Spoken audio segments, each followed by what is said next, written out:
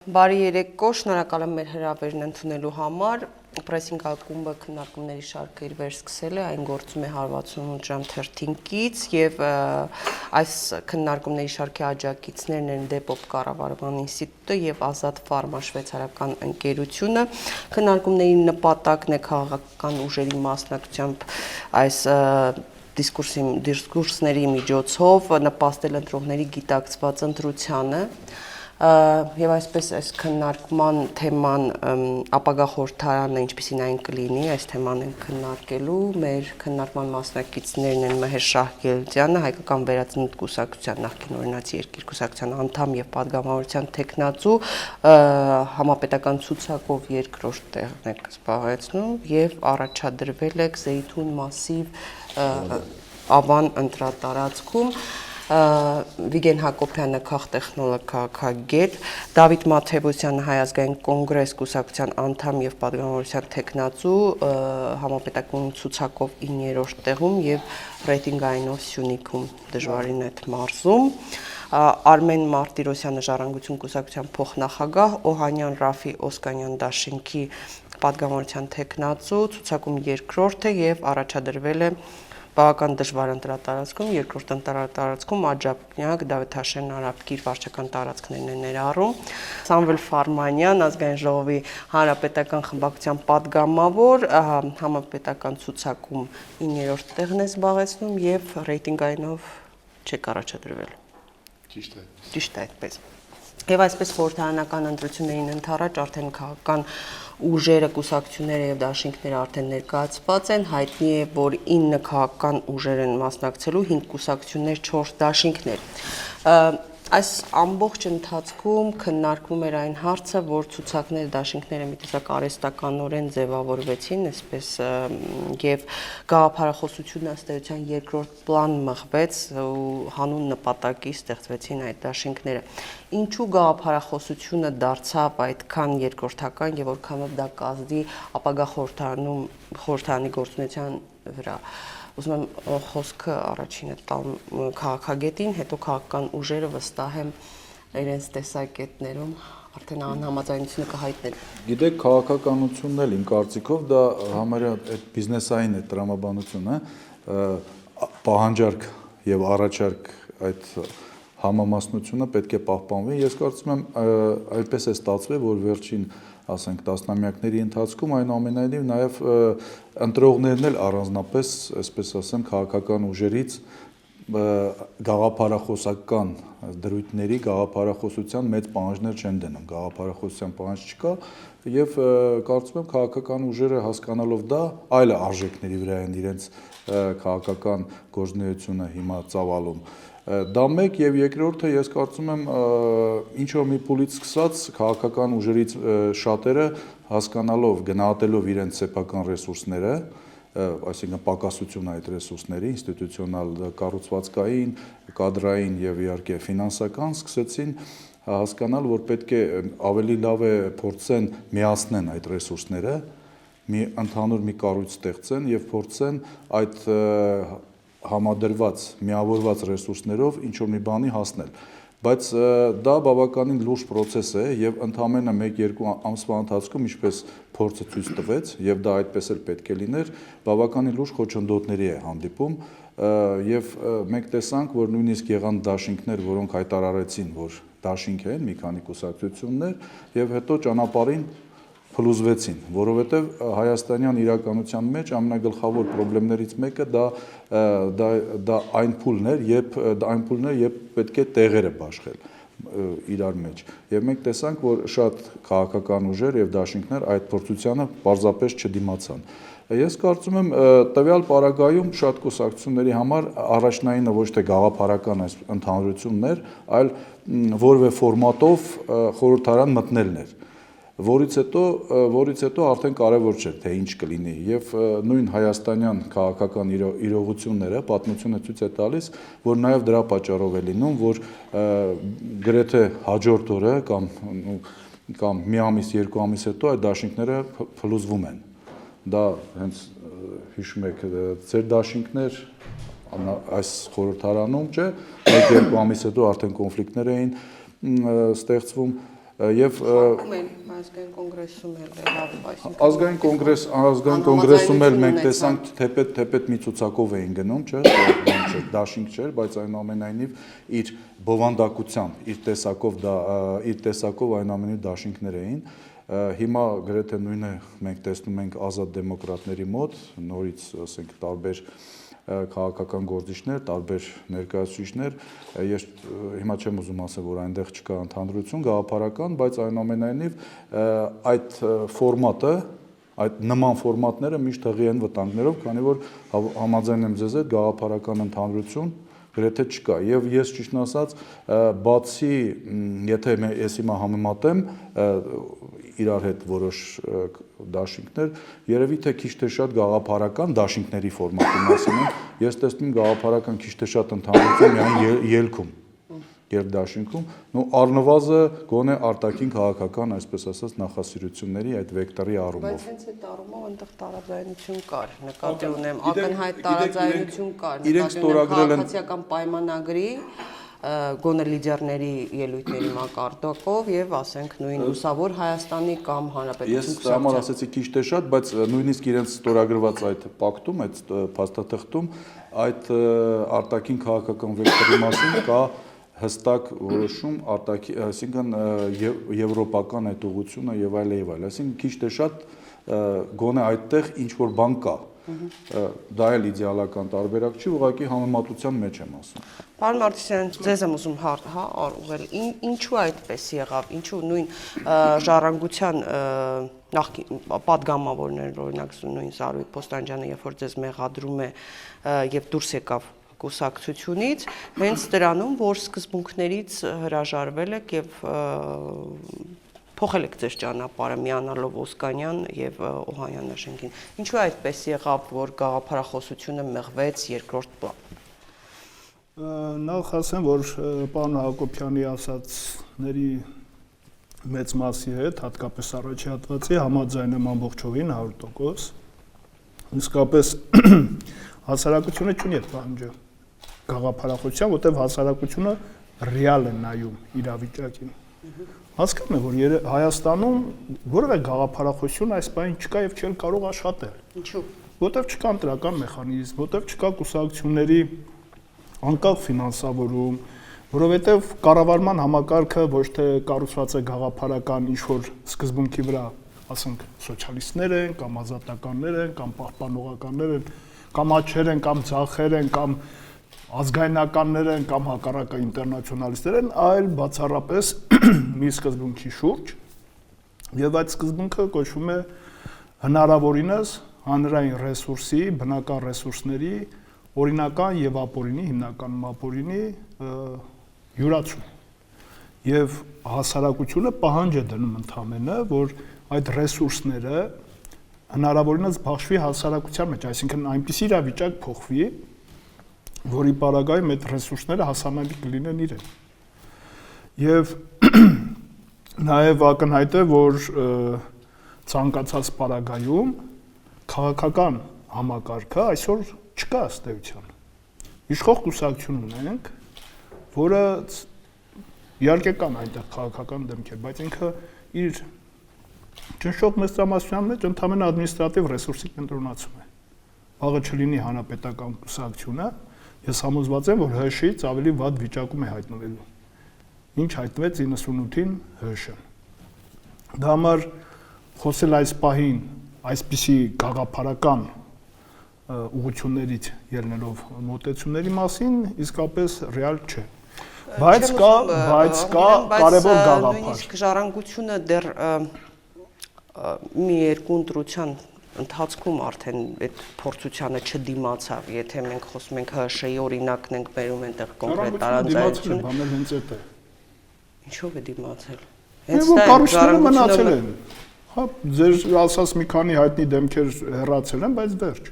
Ոչ թե մասսայական ինչ-որ փախուստ է եղել, հակառակը։ Այն կորիզը, որը հիման վրա ժառանգությունը եղել է, այդ կորիզը կա։ Ինչ-որ կորիզով է Ռաֆի Հովհաննիսյանը եւ դուք։ Ոչ միայն, ես կորիզ չեմ, ես երկրորդ փուլ եմ եկել։ Այսինքն ինձնից վաղել կա։ Առաջի կորիզով։ Կալնչյան Գևորգին ճանաչում եք դուք։ Չեք ճանաչում։ Բայց Կալենչյան Գևորգը կուսակցության հիմնասյուներից մեկն է։ Կորիզը ինքն է։ Ոչ միայն, էլի մարդիկ կան, տարածքային կառույցներից։ Ասենք Հովանեսյան Վագին չեք ճանաչում։ Ձևավորի հասարակությունը, որ ասում Հիմա շարունակեմ, եթե նաև ով պիտի դա ձևավորի։ Եթե կարելի է շարունակեմ, ուստի եւ ակնհայտ է, որ հասարակությունը հասկանում է, որ կառավարման համակարգի մեջ ըստ էության խնդիրը ոչ թե այն է, որ կուսակցությունները ինչ-որ գաղափարներ առաջ չեն տալիս, այլ հասարակությունը հասկանում է, որ քաղաքական համակարգ որպես այդպեսին չկա։ Եվ նաև սահմանադրական կարգ չկա։ Չէ՞ որ մեր երկիրը իրավական, սոցիալական պետություն է։ Ինչ իրավականի մասին կարող են խոսել, եթե քաղբանտարկյալներ կան։ Ինչ սոցիալականի մասին կարող են խոսել, երբ որ պաշտոնապես 34% աղքատություն կա, երբ որ գերկենտրոնացում կա հարստության անօրինական եղանակով։ Հասկանում են, չէ՞, քաղաքացիները։ Կամ ազատության մասին, քաղաքական գործունեության ինչ ազատության մասին կարող ենք ասել, երբ որ ընդդիմադիր կուսակցություններին, այսպես ասեմ, հնարավորինս եւ գայթակղություններով եւ ճնշումներով փորձում են յարդեն։ Ինչպես կներեք, ավարտեն եւ ինչպես կարող են խոսել ազատության մասին, երբ որ մարդուն ստիպում են, որպեսզի իշխող կուսակցության անդամ դառնա կամ որևէ այլ կուսակցության անդամ դառնա։ Իմ օրինակով, այսինքն իմ շրջապատի օրինակով ես դա գիտեմ։ Դրա համար մեր քաղաքացին դա իսկապես հասկանում է եւ ինքը պահանջ է դնում ոչ թե այս պահին ուղղություններով առաջնորդելու, այլ ասում է դու մի հատ իմ օրինական իրավունքները վերականգնի քաղաքական ուժ, փորձի միասնական ինչ-որ գործողություն անես, որ իմ իրավունքները վերականգնես։ Նոր դրանից հետո գնա արդեն ուղղությունները ասա, աչակողմյան, ձախակողմյան, լիբերալ, ու դրա շրջանակում ես արդեն ասեմ, այդ պահին ինձ որն է հարմար, այսինքն լրիվ համաձայն եմ, առաջարկ պահանջարկի սկզբունքն է գործում։ Մարդը չի նայում հիմա սոցիալիստական ուղղության մեջ է գտնվում, միան ազատական է պետք, կամ ազատ սոցիալիստական է պետք, կամ պահպանողական։ Հասարակությունը Ռաֆի Հովհաննիսյանին ձեր քաղաքական ուժի, լիդերին, այնուամենայնիվ նախագահական ընտրություններին ժամանակ այդ պահանջարկը ներկայացրեց։ Այո, ձայնը ինչպես մսխվեց դա։ Չմսխվեց։ Ինչպես Չմսխվեց։ դուրս եկավ, սատարեց, աջակցեց, այդքան ինչ եղավ։ Ես հիմա հասկանում եմ, էլի գնալու ենք հին թվեր, 1000 անգամ այդ հարցին պատասխանել եմ, 1001-րդն էլ չեմ զլանա պատասխանել։ Չէ, նաև այդ քայլերով է, չէ, պահանջարկը ձևավորվում։ 1001-րդն էլ կպատասխանեմ, չեմ զլանա։ Չի մսխվել, քանի որ կար պատ իշխանական, որի պարագայում կարող էր անիմաստ զոհեր լինել եւ աջակցությունը մասնակցության տեսքով չէ որ իշխանություն Սերժ Սարգսյանը իա բերանով ասեց 30000 մարդ ցույց տուր նստեմ հետդ խոսեմ 30000 ցավոք սրտի չհավաքվեց ուստի եւ Սերժ Սարգսյանը ոչ թե խոսեց Ռաֆի Հովհաննիսյանի հետ այլ ոստիկանական պատ առաջ բերեց այնուամենայնիվ ժողովուրդը դուրս եկավ եւ սատարում էր ինչ տեղի ունեցավ նորից եմ կրկնում Սերժ Սարգսյանը ասեց 30000 մարդ ցույց տուր նստեմ հետդ խոսեմ 30000 մարդ ցավոք չկար եւ դրա փոխարեն ոստիկանական պատ եկավ անիմաստ արյունահեղությունից խուսափելու համար էլ այլևս որևէ քայլի կարիքը չկար անիմաստ արյունահեղություն հաստատ պետք չէր Շատ ակնհայտ վիճակ էր։ Պարոն Մաթևոսյանին մի հարց ուղղեմ, որովհետև Հայ ազգային կոնգրեսը այնուամենայնիվ այն քաղաքական ուժերից էր պարլամենտական, որը ընտրական օրենսգրքի քննարկումներին ոչ միայն ակտիվորեն մասնակցեց, այլ 4+4+4 ձևաչափով մասնակցություն ունեցավ փոփոխություններին իր առաջարկները ներկայացրեց եւ այնուամենայնիվ ձեր խմբակցության ներկայացուցիչները ասում են, որ այս ընտրական օրենսգիրքը փոփոխված ձևով շատ ավելի լայն հնարավորություններ է տալիս։ Սրա մասին եմ ուզում խոսեք եւ արդյոք հասարակությանը քաղաքական ուժերը եւ քաղաքական գործիչները չեն այդ պահանջարկը հասարակության մոտ ձևավորում։ Նախ մի ռեպլիկա հաշվի այսօր նրա իրավահաջորդ Հայ ազգային կոնգրեսի վիճակի մասին, որտեղ Արմենը ասաց, չգիտեմ, հրշեից ավելի վատ վիճակի մեջ կընկնեն, դա շատ գաղափարական, քաղաքական ուժ է, որը մինչև այսօր հավատարիմ է իր հիմնադրման պահին ձևավորած ծրագրին եւ այս ընտրություններին նաեւ մասնակցում է այդ ծրագրի իրականացման նպատակներից ելնելով խաղաղություն, հաշտություն, բարիդրացիություն կարգախոսով։ Եվ եթե ինչ-որ բաներ տեղի են ունեցել, մասնավորապես վերջին շրջանում ազգային ժողովի ֆրակցիայի թեթևակի տեղաշարժերով պայմանավորված, ապա դա միայն ու միայն հալածանքների եւ իշխանությունների կողմից կազմակերպված հալածանքների հետևանք է, սկսած Վանոս Յադեղյանի վտարանդի լինելու հանգամանքից, մինչև մարտի 1-ի սպանություններ, հալածանքներ, քաղաքբանտարկյալներ, եկամուտից զրկելու բազմաթիվ դեպքեր, այդքանից հետո այդ ուժը կա Տեր-Պետրոսյանի գլխավորությամբ եւ կրկին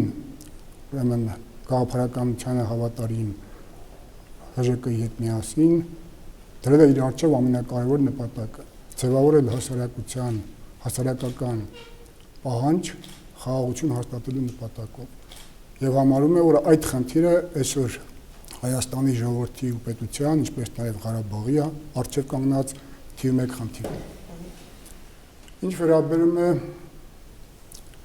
օրենքի մասնակցությանը, իհարկե դա մի եզակի դրսևորում էր իշխանության եւ ընդդիմության համագործակցության, այստեղ միայն Հայ ազգային կոնգրես խմբակցությունը չէր ներգրավված, նաեւ մյուսները, որը ողջունելի է։ Ցավոք սրտի ամբողջ ընտրական օրենսգիրքը չանցավ այդ ֆիլտրով։ Ընդամենը համախմբվածության արդյունքում եւ միջազգային հանրության աջակցությամբ մի փոքր տեղաշարժ տեղի ունեցավ եւ վերածվեց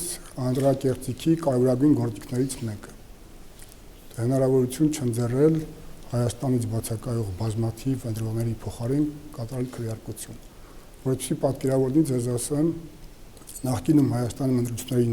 ընտրությունների մասնակցությունը չի գերազանցել 1.200.000-ը, ուրեմն Ռոբերտ Քոչարյանի եւ Սերժ Սարգսյանի իշխանության տարիներին այդ ցուցանիշը ձգտել է 1.800.000-ի։ Այստեղ եւ բացակայողների փոխարեն քվեարկությունը, այստեղ եւ ուրեմն որևէ հետաքրություն չունեցող անձանց կաշառքով, չգիտեմ, շահագրգռելով ընտրությունների տանելու քաղաքականությունն է, այդ թվերի տարբերությունը։ Բայց օրենքը շատ վտանգավոր է, հայտնի քվեարկություն ասածը, այն իմաստով, որ ըստ էության որևէ քաղաքական ուժ, ես բերեմ իշխանության օրինակը, բաժանված է երկու բանակի, առաջին մասը դա դեմքն է, կուսակցության ֆասադն է, մասնավորապես մեր հարգարժան ընկերը, որ նստած է, ասենք 9-րդ համարը, եւ կա փողոցը կառավարող այսպես էմիսարներ, ցուցակի դաշնամասը։ Անոր երևույթ չի, հիմա դուք հիշեցիք այն տարիները միշտ եղել է այդ փողոցը միշտ եղել է։ Օրենքով, չէ, փողոցը եղել է, իհարկե եղել է։ Բայց այսօր մարդկանց վրա դրված են հաշվիչներ, թե ով քանի ձայն է բերելու իր համար, որի հանրագումարը դառնալու է կուսակցության ձայները, եւ սա ամենավտանգավոր բանն է։ Եթե մասնավորապես օրենքում լիներ այնպես, որ կուսակցության առաջի համարից սկսած բոլոր առաջադրում են ռեյտինգային ցուցակով, սա կներ միանգամայն ուրիշ բան։ Իրականում կներ քաղաքական մրցակցություն։ Բայց երբ որ անհասկանալի մարդիկ պետք է պայքարեն ձայներ բերելու համար եւ մյուսները դառնան պատգամավոր, կեսը։ Հիմա այս խորհրդարանում մենք ունենանք, ասենք, Կոճակ Սեխմեղնորի համաստեղության կեսով չափ, որովհետեւ ամեն դեպքում նաեւ քաղաքական մարդիկ կգնան խորհրդարան, բայց մյուս մասը եւս լրանալու է ոչ քաղաքական դեմքերով, ձայն բերող ոչ քաղաքական դեմքերով, որոնց պետքա փոխհատուցեն բնականաբար այդ 50%-ով։ Մյուսը կա էլի վտանգավոր մի բաց, տեխնիկական բաց, որը ես ուզում եմ, որ մյուս կուսակցության ներկայացնեն լսին, կարծում եմ ուշադրություն չեն դարձրել։ Կար այսպիսի մի հնարք, որը կոչվում էր կարուսել, հայկական հնարք, քվեարկության ժամանակ։ Հիմա կարծես թե այդ հնարքը ուղղակի օրինականացված է։ Իսկ ընտրողը մտնում է քվեախոց, վերցնելով 9 քվեաթերթիկ, այսօրվա դրությամբ եթե ոչ ոք չհրաժարվի։ Ձայնը տալիս է ինչ-որ մի կուսակցության, 8 քվեաթերթիկը դնում է գրպանին ու դուրս է գալիս։ Հասկանում եք, այդ չօգտագործված քվեաթերթիկները լցվում են պարկերի մեջ, հաշվարկին չեն մասնակցում, Այսօր այս խնդիրը կենտրոնական դրական հանձնաժողովի դաշտում է։ Ներուժքի ձևակերպումը այնպեսին է, որ իշխանությունները կենտրոնական դրական հանձնաժողովի նորմատիվ ակտի ուժով կարող են լուծում գտնել, ստեղծել այնպիսի հնարավորություն, որ ընտրողին պարտադրված բոլոր գործողությունները տեսանելի լինեն։ Բացի փակ գաղտնի քվեարկությունը, մնացած գործողությունները, այդ թվում նաև չօգտագործված քվեաթերթիկները համապատասխան արկղի մեջ գցելու գործողությունը տեսանելի լինի։ Ես պարոն Շագելյանին հարցս ուղղեմ արդեն քանի երրորդ անգամ պարլամենտում եք եւ այն քաղաքական ուժերից եք, որ անընդհատ բոլոր ընտրություններին մասնակցում եք, բոլոր տեսակի ընտրություններին։ Ինչու գաղափարախոսությունը երկրորդական պլան մղվեց, հարցնեմ ձեզ ուղղում, եւ որովհետեւ նույն օրինակ երկիր եղած ժամանակ եւ ձեր ղեկավարին եւ ձեր կուսակցությանը բազմիցս մեղադրել են նրանում, որ ինչ խոստումներով եկել եք եւ հետ եք նահանջել, հետո սկսել եք համագործակցել իշխանությունների հետ տարբեր ժամանակաշրջաններում։ Արդյոք դա էլ չի հասարակությանը հուսախաբանում, հիմա ես օրինակ խոսեցի ժառանգության մասին, ճիշտ է չեն եղել իշխանություն, չեն համագործակցել, բայց այնուամենայնիվ հասարակությունը իր քվեով, իր սատարումով դուրս գալով փողոց աջակցել է։ Հիմա ձեզ տվել եք քվեներ, դուք եղել եք, հետո գնացել եք համագործակցել եք իշխանության հետ կոալիցիայով, թե ինչ պատճառներով դուրս եք եկել։ Այնուամենայնիվ դա չէ պատճառը, որ հասարակությունը հուսախաբ է լինում եւ այլևս սպասելիքներ քաղաքական ուժերից չի ունենում։ Դուք հարցը տվեցիք բավականաչափ, այսպես ասած, ձեր տեսակետը ներկայացնելով։ Իրականությունը հետևյալն է, որ նախ եւ առաջ ինչ որ մենք ասել ենք, մենք պայքարել ենք դրա անելու համար եւ շատ բաներ արվել է։ Այս կամ այն չափով, այնքանով, որքանով բավարարվել են մեր ձայները։ Այսօր խոսում են ավանդների վերադարձի կամ իշխանությունն ասում է փոխհատուցման վերաբերյալ։ Պայքարել ենք, կոալիցիայի մեջ եղած ժամանակ որոշումը ընդունվել է փոխհատուցման կամ վերադարձի, 40 միլիոն դոլարից ավել փոխհատուցվել է եւ այսօր մենք շարունակելու ենք պայքարը դրա համար։ Երկրորդ խնդիրը, մենք բազմիցս խոսել ենք դեմոգրաֆիական վիճակը հաշվի առնելով 3-րդ, 4-րդ, 5-րդ ծնված երեխային միանվագ օգնություն տալու համար։ Պոպուլիզմը հնարավոր չէ։ Այնուհետև որոշումը ընդունվեց, այլ բան է, որ ցավոք սրտի այսօր օրենքի խախտմամբ բազմաթիվ դեպքեր են լինում, երբ մարդկանց կեսն են վճարում, մյուս վճարումները հետաձգում են, բայց որոշումը ընդունվեց։ Բազմաթիվ ընտանիքներ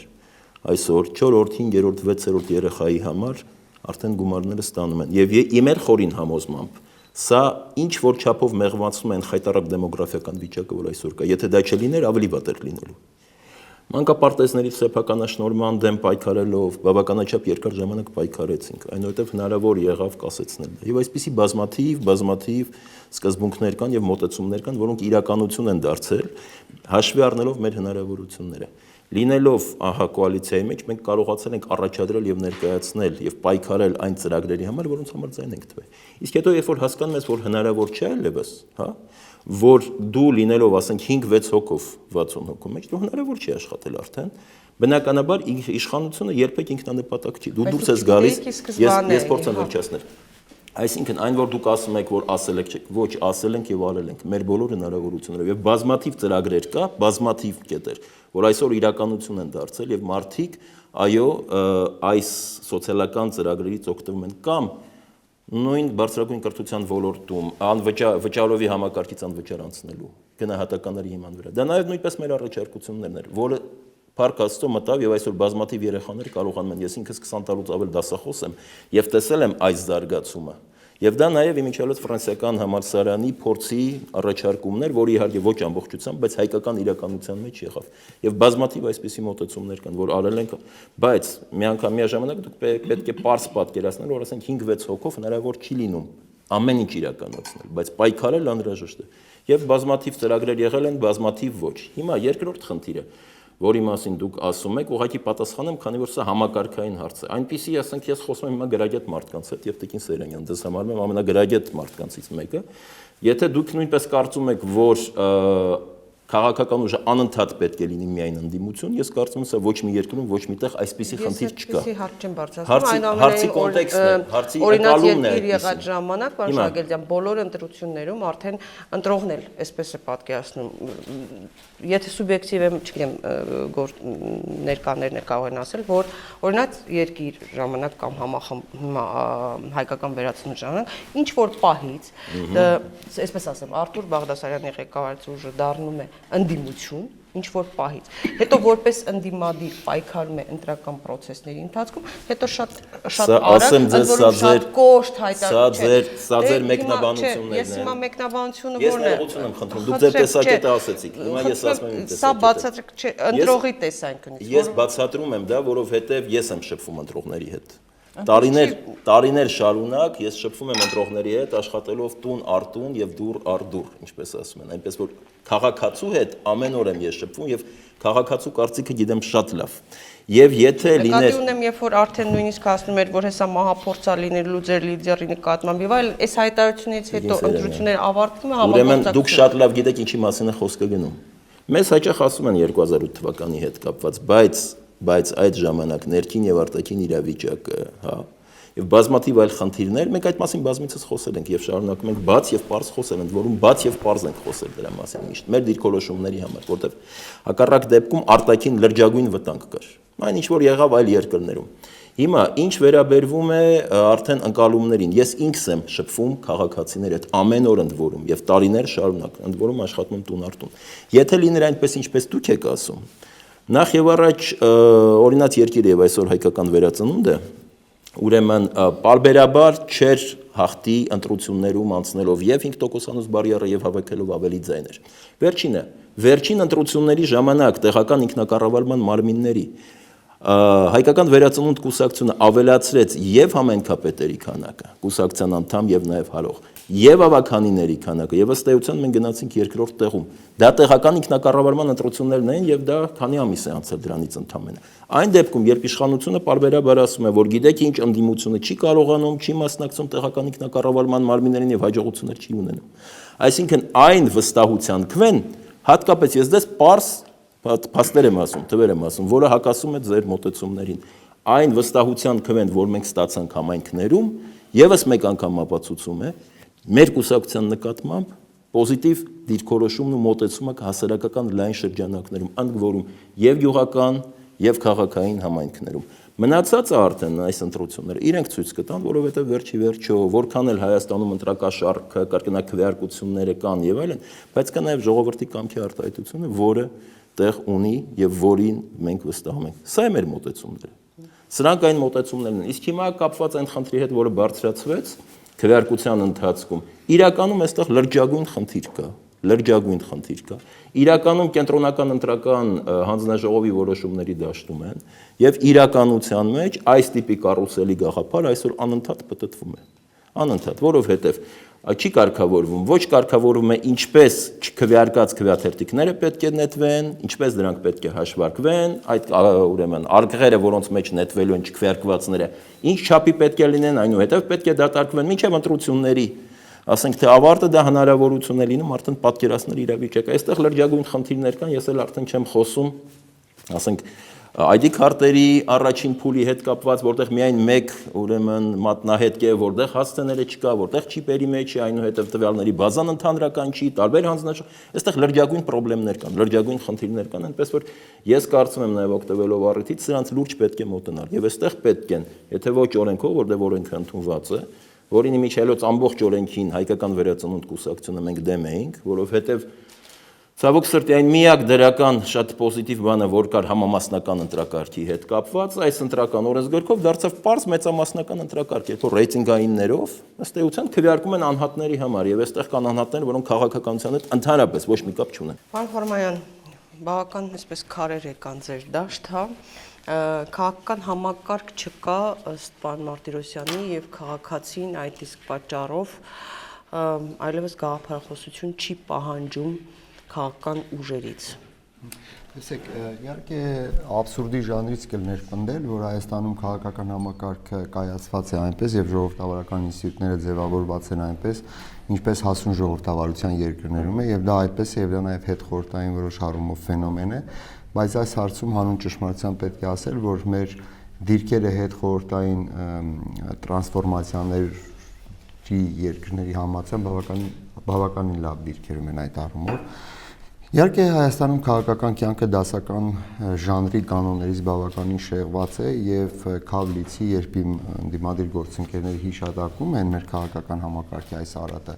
հավանաբար մտքում ի նկատի ունեն ակադեմիական այն ճշմարտությունը, որ դա նաեւ հավասարապես վերաբերում է քաղաքական համակարգի մյուս թևին, ոչ միայն իշխանական, այլ նաեւ ընդդիմադիր քաղաքական դաշտին, եւ եթե մենք մի պահ դուրս գանք այս մեր կլոր սեղանից, կտեսնենք, որ միջին վիճակագրական կիրթ հայաստանցու աչքով, երբ խոսվում է քաղաքական համակարգի արատների մասին, հաշվի առնվում ի նկատի առնվում ոչ միայն քաղաքական իշխանության, անկախ իշխանության ով կամ ինչ կուսակցություն լինեց, այլ նաև քաղաքական ընդդիմության դերակատարության մասին։ Հետևաբար, եթե մեր կյանքը դասական կանոնների շեղված է, ակնկալել, որ քաղաքական կուսակցությունները ընդհանրապես կառաջնորդվեն կոնցեպտուալ գաղափարախոսական մոտեցումներով, որոնք գուցե դասագրքային հարթության մեջ կան, թե որ քաղաքական միավորողումն է հիմնադրման պահին, ինչպես է տեսնում տնտեսության առջև ծառացված խնդիրների լուծումը, արժեքային համակարգի ինչպես է կառուցում, պահպանողականության, լիբերալ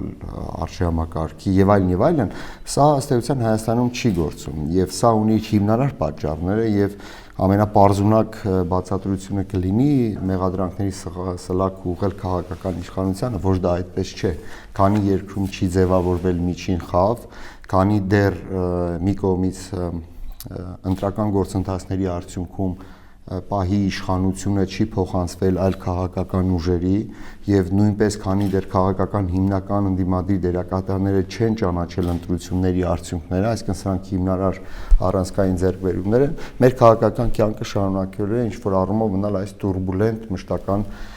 իրավիճակի մեջ։ Իսկ ինչ վերաբերում է գալիք խորհրդարանական ընտրություններին, իմ կարծիքով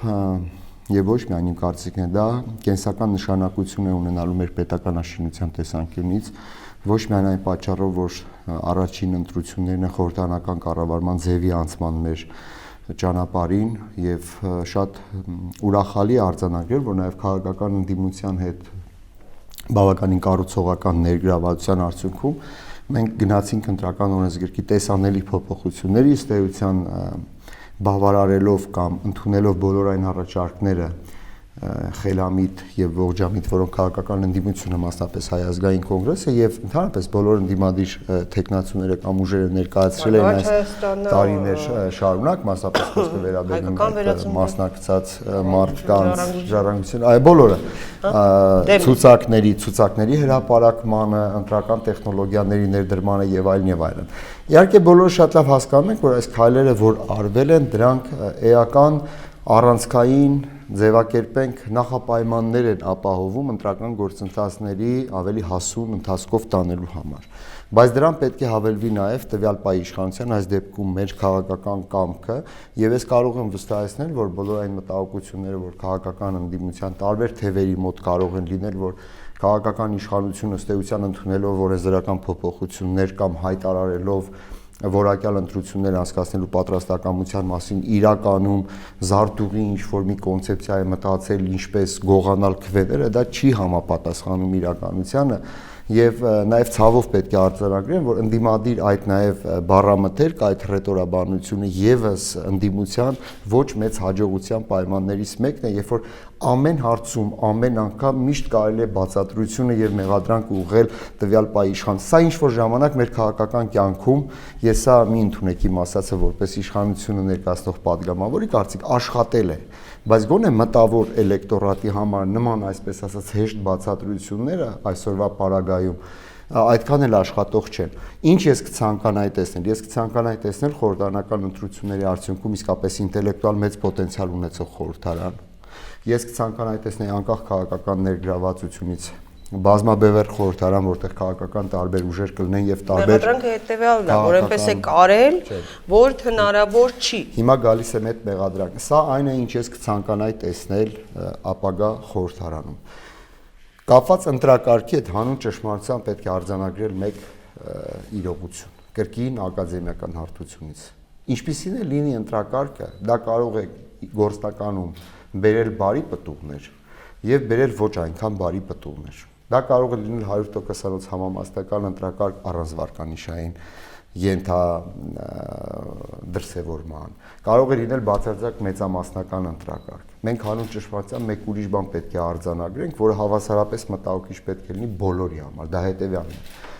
Ձեր ասած պարոն Մատևոսյան, քաղաքական միտք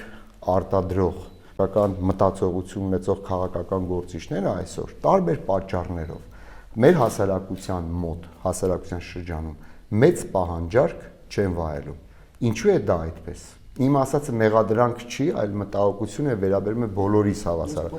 Ինչու է դա այդպես։ Մենք կարող ենք ամեն մեկս բերել փաստարկներ, թե ինչու է դա այդպես, բայց իրականությունն այն է, որ հավանաբար քաղաքական բոլոր դերակատարները, որ ընտրական գործընթացներում մասնակցել են 90-ականներից սկսած, հավանաբար մեղքի սեփական բաժինն ունեն։ Եվ հարցերի հարցը ստեղ կանում եմ կարծիքով նրանում ինչպես անել, որ քաղաքական միտք ունեցող եւ քաղաքական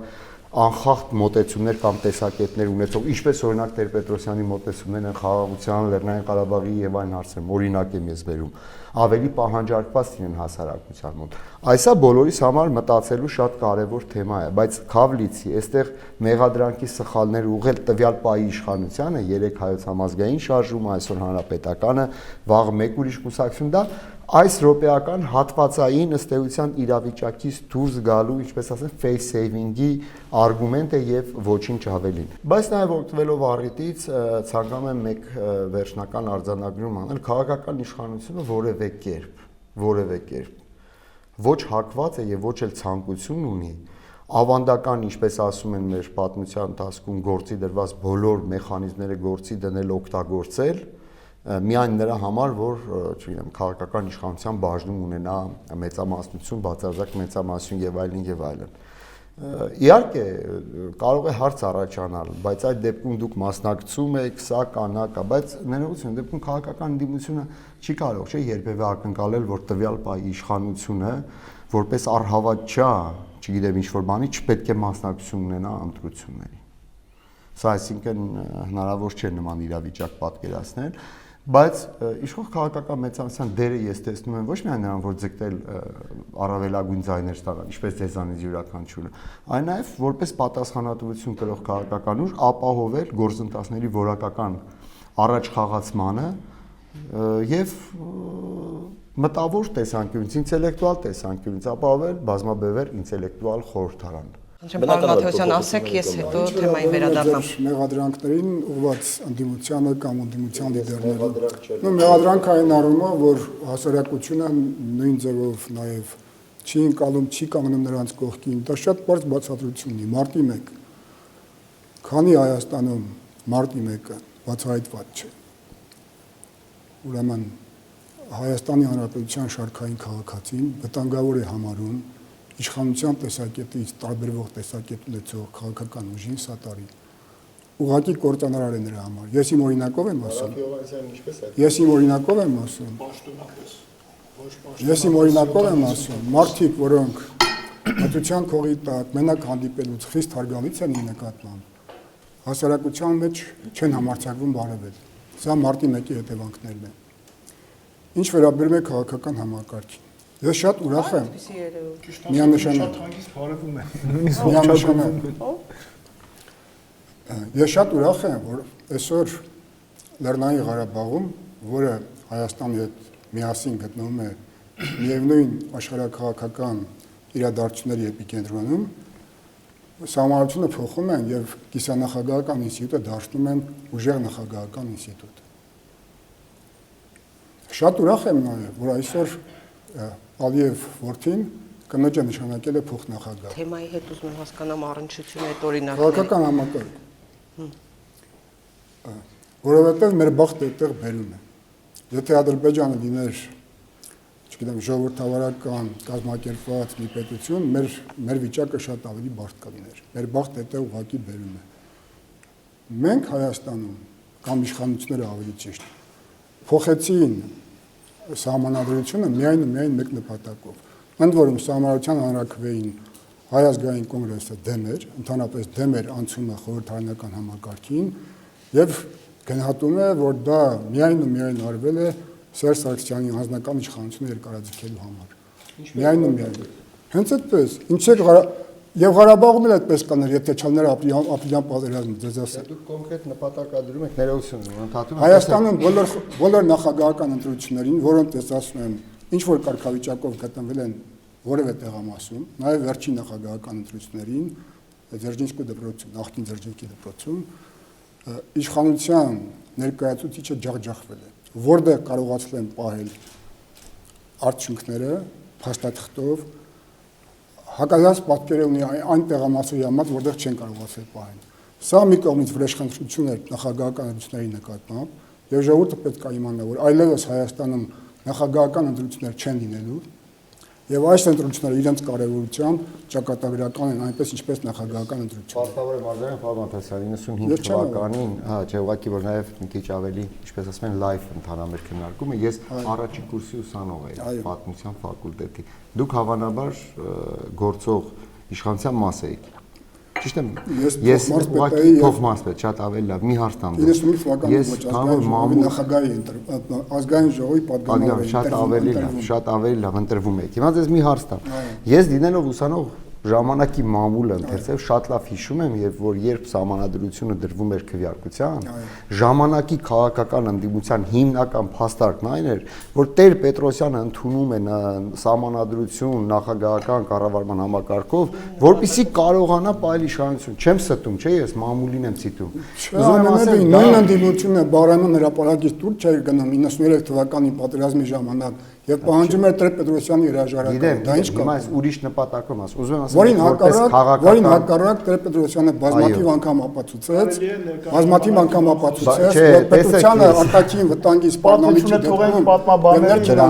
դեպքում որևէ կասկած չկա, ներողություն եւ փառք ու պատիվ նախագահ Տեր Պետրոսյանին Արցախյան վերջին լարման շրջանում իր պահվածքի համար իմ ասած հետեւյալն էր, որ չի հոկտեմբերի 27-ին նույն պահվածքը չի դրսևորել։ Դրսևորել է, ես այլ բան եմ ասում, պարոն Մաթասյան, որ ես ավարտեմ ինքս, ի նկատի ունեմ, որ քաղաքական տեխնոլոգիա մեծ է կլոր սեղանի շուրջն է, տեխնոլոգիական տեսանկյունից դա ձեռնտու է նման մեղադրանքներ հնչեցնել։ Եվ ընդամենը մի քանի ամիս առաջ երբ մենք ընտրում էինք սահմանադրությունը, քարոզարշավի ընթացքում ես ակտիվորեն ներգրավել եմ, մեր քաղաքական հարգարժան ընդդիմախոսները պնդում էին, որ նախագահ Սերժ Սարգսյանը փոխում է սահմանադրությունը, որպեսզի դառնա ազգային ժողովի նախագահ, հեղինակ Հայ ազգային կոնգրեսի տարբեր բանախոսներ։ Հիմա նախագահը ներողություն, մեր ցուցակում չի, հետեւաբար չի կարող դառնալ նախագահ, այսինքն վարչապետության ես վստահ եմ, Սերժ Սարգսյանը ձեր կուսակցության ղեկավարն է, կարող է ունենալ ազգային ժողովի մեծամասնություն, ոչ ինչ կներես Արմենյան։ Ես 1000-ից 1 եմ գալիս այնտեղ։ Կարող է ունենալ մի տեղակալ վարչապետ եւ մի տեղակալ ազգային ժողովի նախագահ։ Եվ Բրեժնևի կարգավիճակով իր դերքին քննարկումի բան, որ Սերժ Սարգսյանը պատասխանել է, հրապարակային է պատասխանել։ Ալ Ջազիրային պատասխանեց, ասեց, եթե մեծամասնություն լինի, իմ կուսակցությունը իշխանության մեջ կմնամ, կշարունակեմ։ Վերադառնանք, խնդրում եմ, վերադառնանք թեմային։ Ես պարոն Ֆարմանյանը շատ կարևոր բաներ ասեց, ուզում եմ անպայման պատասխանեմ, եւ քանի որ սիրում եմ լսել մարդկանց միջև շնորհ պատասխանել, հիմա եմ ուզում ասեմ։ Ուրեմն պարոն Ֆարմանյան, ուզում եք օրենք փոխեք, ուզում եք սահմանադրություն փոխեք։ Կուսակցությունները չեն կարող խոշորանալ, քանի դեռ երկու կարևորագույն գործիք դրված չէ կյանքի։ Առաջինը ընտրություններ, նորմալ ընտրություններ, եւ երկրորդ կուսակցությունների ֆինանսավորում։ Ես հիշեցնեմ այնուամենայնիվ նախորդ ընտրությունները, երբ որ ժառանգությունը բավարար քանակով վստահված անձինք չէր ունենում, որպեսզի պահեր իր ձայները։ Նաեւ նման դեպքեր էին ականատես։ Նույնիսկ որտեղ տեղ ունեինք, այդտեղ եթե ծեծում են, ջարդում են, գնում են տվյալ վստահված անձին, հանձնաժողովի անդամին, ոչ միայն ժառանգության բոլորին էլ հետը։ Այդ դեպքում խնդիր է առաջանում, ես դա համար ասում եմ։ Շատ ճիշտ ասես, պարոն Ֆարմանյանը։ Այս մնացած բոլոր դետալները կարևոր են, բայց ամենագլխավորը եւ պատահական չէ, եւ Միացյալ Նահանգների կառավարության հայտարարությունը առաջի անգամ եւ Եվրոմիության նշեցին քաղաքական կամքի առկայությունը։ Որտեւ եթե քաղաքական կամք չկա, մնացած ամեն ինչ կարող ես անել։ Ինչը եւ արվել է։ Հրապարակային ծեծել են մարդկանց, առևանգում է տեղի ունեցել, որևէ մեկը պատժվել է ոչ։ Հիմա վերադառնալով արդեն նորից հենց քաղաքական համակարգի տեսանկյունից, Ինչպես է իշխող կուսակցությունը ասում քաղաքական համակարգ արտահայտությունը, երբ ինքը ընտրությունները բերես տոհմացեղային մակարդակի է հասցնում։ Նույնիսկ այս պարագայում մեծամասնականը թեկուզ 41 տեղով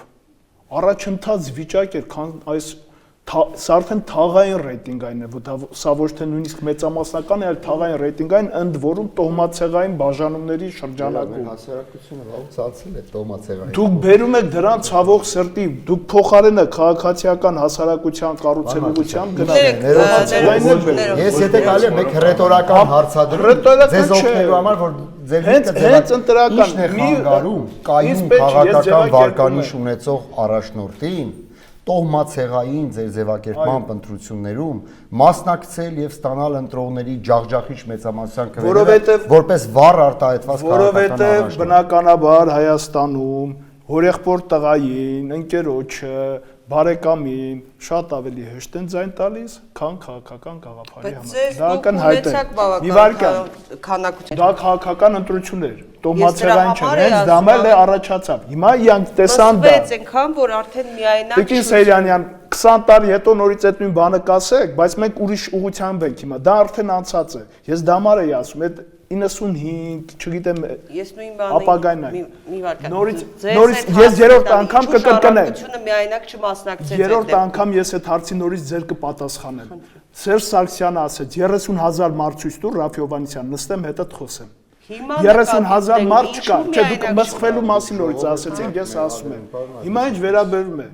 որովհետև պարոն Հակոբյանը մի բան ասեց, ուզում էի ասեի, պատասխանը լավա հիշեցրեցիք։ Խնդիրը ինչ ես դնում, խորհրդանացնել թե չէ։ Պարոն Հակոբյանը, քանի որ քաղտեխնոլոգիա հաստատ գիտեմ, որ որոշ սոցիոլոգիական հարցումների ինքը տեղյակ է պրոֆեսիոնալ։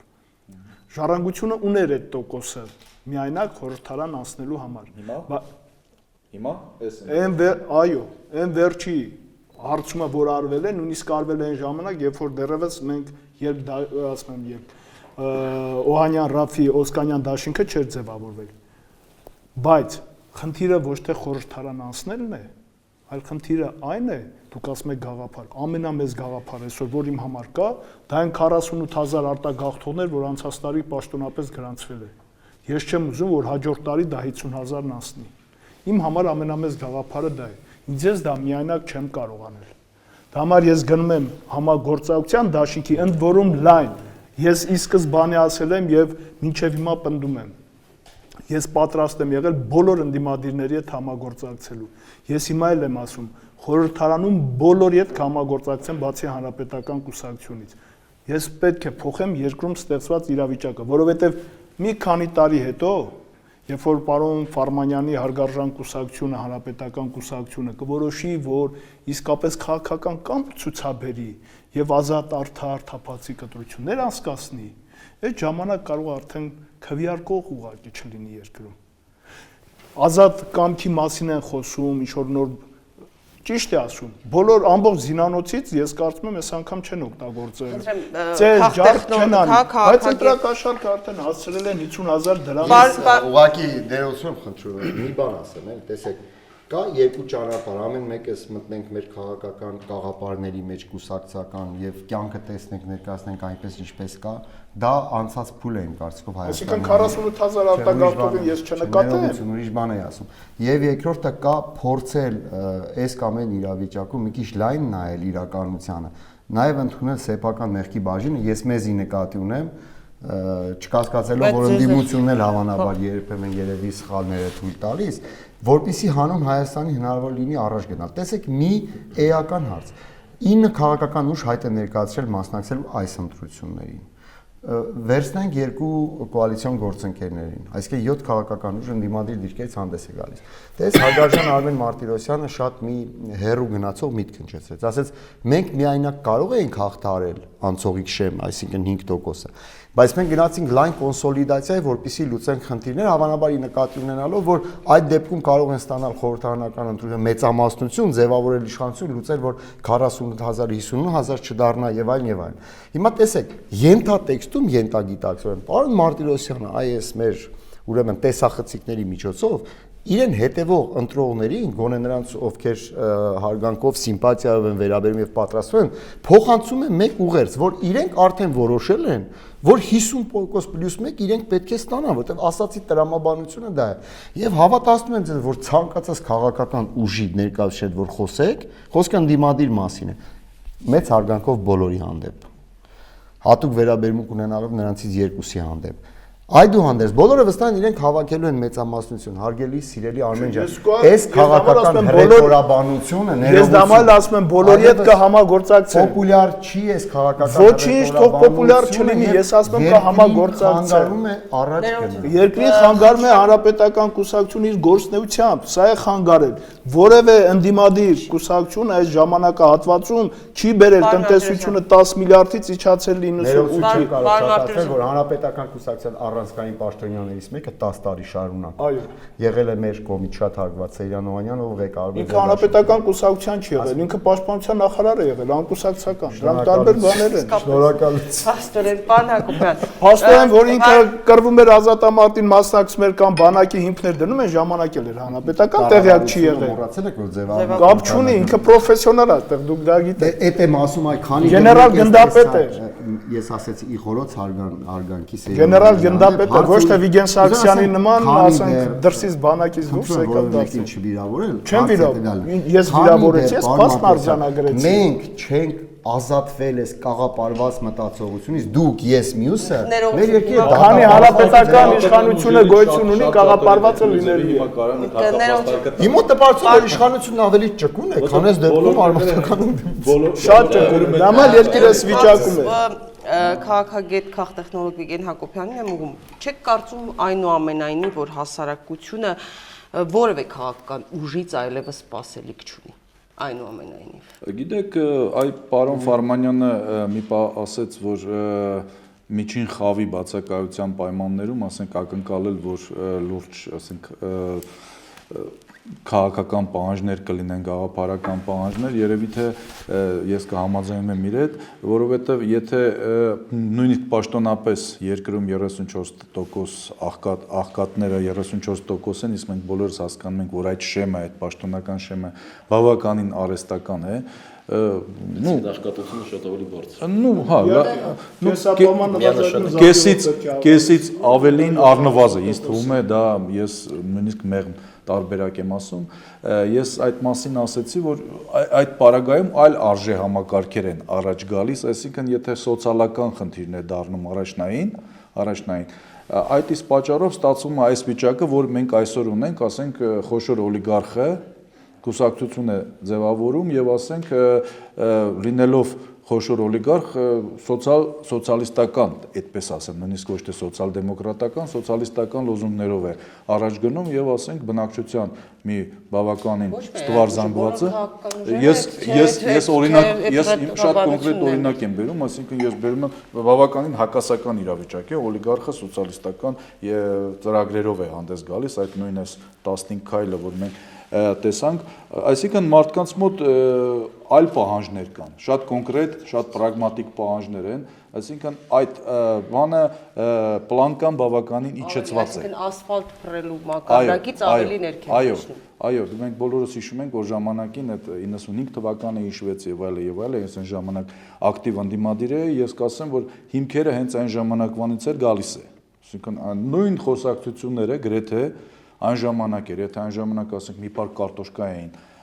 տալիս եւ այլն գյուղերում, հիմա արդեն ամեն ինչը հասել է այլ մակարդակի, քեշ փողով եւ այլն։ Ես եղել եմ հիշում եք կոշիկի մի զույգ մեկը տվել էին։ Իշխանական մակարդակով ես եմ մասնակցել այդ ընտրություններին։ Ընտրակաշարքի մասին լսել եք երբևէ։ Չէ, տվել եք ուղղակի։ Ինչ տվել եք։ Ուղղակիորեն եք տվել։ 95 թվականին։ Ինչի պետք է ասվեր։ Խոսքը վերաբերում է կուսակցության 95 թվականին։ լավ էլի։ Սահմանադրություններ նույն ձևի, Լավ։ նույն ձևի կասկածելի անցած։ Երևի դուք էլ եք եղել։ Միշտ աշխատում է։ Որտեւ եւ 13 թվականին եւ ուզում եմ ասել, աստիճանաբար, այսպես ասած, գնում ենք։ Հիմա ճիշտ եք ասում, եթե առաջ ասֆալտ էր եւ այլն, հիմա երևի թե ասֆալտով այդ հարցը չի լուծվում։ Շատ կոնկրետ հարցեր է։ Հիմա բնակչության մի ստվարը զանգված, ասենք, այս ընտրություններին վերաբերում է ոնց որ տոնի։ տոներն են մոտենում, ասենք, եւ այդ այն ինչի մասին մենք խոսում ենք, ասենք 10000 դրամ կլինի, 20000 դրամ կլինի, թե ինչ կլինի, հա, իրենք բավականին լուրջ պատրաստվում են այդ միջոցառմանը։ Հիմա սա է փաստը։ Դա է պատճառը, որ ասենք հիմա մենք խոսում ենք գաղափարախոսության մասին եւ այլն, հա, բնակչության մի ստվար զանգվածի մոտ լրիվ ուրիշ մոտեցումներ են։ Իմիջիալոցա գաղափարախոսության մասին երբ ասացինք, ես ուղղակի քանի որ ՀԺԿ այդ դաշինքը ես որպես իմ մոտ մեխանիկորեն որպես մի կուսակցություն է ընկալվում, հա, ես մոռացա, այ գաղափարական է իր արտաքին քաղաքական, ասենք, թե վեկտորով եւ իր մոտեցումներով, խաղաղության մասին։ Բոլորը հիմա այս ընթացքում բնականաբար եւ պոպուլիզմներ շատ լինելու եւ նույն սոցիալ-տնտեսական տարբեր հարցեր են ուծնելու, աղքատությունն այսքան է կրճատվելու, տնտեսական աճը sense թռիչք է ունենալու, խոստանալու են աշխատավարձեր այսքան, իհարկե հիմնականում չեն ասելու ով ինչպես է դա անելու, այլ ուղղակի խոստումներ են։ Դա լինելու է, հա, պոպուլիզմը նման իրավիճակներում շատանում է նման, բայց գոնե կարող էր, ասենք, թեկուզ արտաքին քաղաքական կողմնորոշումը դառնար ինչ-որ գոնե լուրջ քննարկումների համար կարող էր դառնալ գոնե։ Ես կարծում եմ օրինակ այն քաղաքական ուժերը, այն ֆորմատները, որոնք հստակ ներկայացնելու են իրենց արտաքին քաղաքական կողմնորոշումը, իրենց էլեկտորատի ձայները գտնելու են, ես կարծում եմ։ Օրինակ մասնավորապես եթե ազատ դեմոկրատներին հիշենք կամ նույն ելքին, որը որ որոշակի վերապահումներով ենք ասում, որ արևմտյան արժեքներ կրող են, հա, ես կարծում եմ, որ օրինակ ինչ որ մի հատ զանգված ընտրություն անելու է հենց այդ կրիտերիայից ելնելով, ինչպես ժամանակին նույն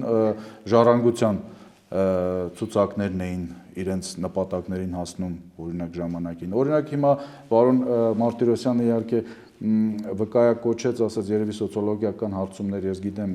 անցնում է ժառանգությունը թե չէ, ճիշտն ասած պարոն Մարտիրոսյան այս առումով երևի թե չհամաձայնեմ ձեզ հետ, կոնկրետ ժառանգությունը իմ իմացած ամենայն դեպս սոցիոլոգիական, այդ նախնական իհարկե հարցումներով այդ շեմը չէր անցնում։ 96%։ Չէ, դա ձեր դուք հիմա չեմ վիճում։ Ընդ որում լրիվ ուրիշ կազմակերպություններ ոնց արել եւ այլն եւ դուք ասենք գիտեք իմ կարծիքը, ես դա հրապարակավ ասել եմ, որ հիմնական խնդիրը դա ժառանգության լիդերն է։ Եթե 96% է եղել, ուրեմն դուք ապրիլից հետո կապսոսակ որ չեք մասնակցել։ Ոչ։ Այս առումով, որովհետեւ դա խնդիր չէր լուծում։ Հա։ Այս առումով, հա, եթե ասենք կոնկրետ այդ հարցին ուղղակի, քանի որ այդպիսի հարց առաջացավ, բարձրացվեց, ես ասեմ իմ տվյալը։ Ես չեմ վիճում ձեր տվյալի հետ, ես չգիտեմ ով է վերցրել եւ այլն։ Այնպես որ ես կարծում եմ, որ այս առումով հիմա մենք բավականին բարդ վիճակում ենք հայտնվել, երբ հասարակությունը այլ ակնկալիքներ ունի եւ շատ քաղաքական ուժեր իրականում հասկանում են այդ ակնկալիքները որն է իրականում, հա, եւ դրանից ելնելով նույնիսկ այդ քաղաքական հրետորաբանությունը երկրորդ պլան է նույնիսկ մղվում շատ դեպքերում։ Հիմա մենք տեսնում ենք, որ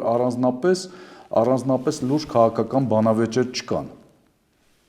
հենց այս փուլում, չէ՞։ Առանձնապես մենք չենք տեսնում ոչ գաղափարական բանավեճ, ոչ քաղաքական բանավեճ։ Հիմնականում իմ մոտ նես տպավորությունն է, որ ընդդիմադիր հատվածը կամ ոչ իշխանական հատվածը ի սկզբանե հաշտվել է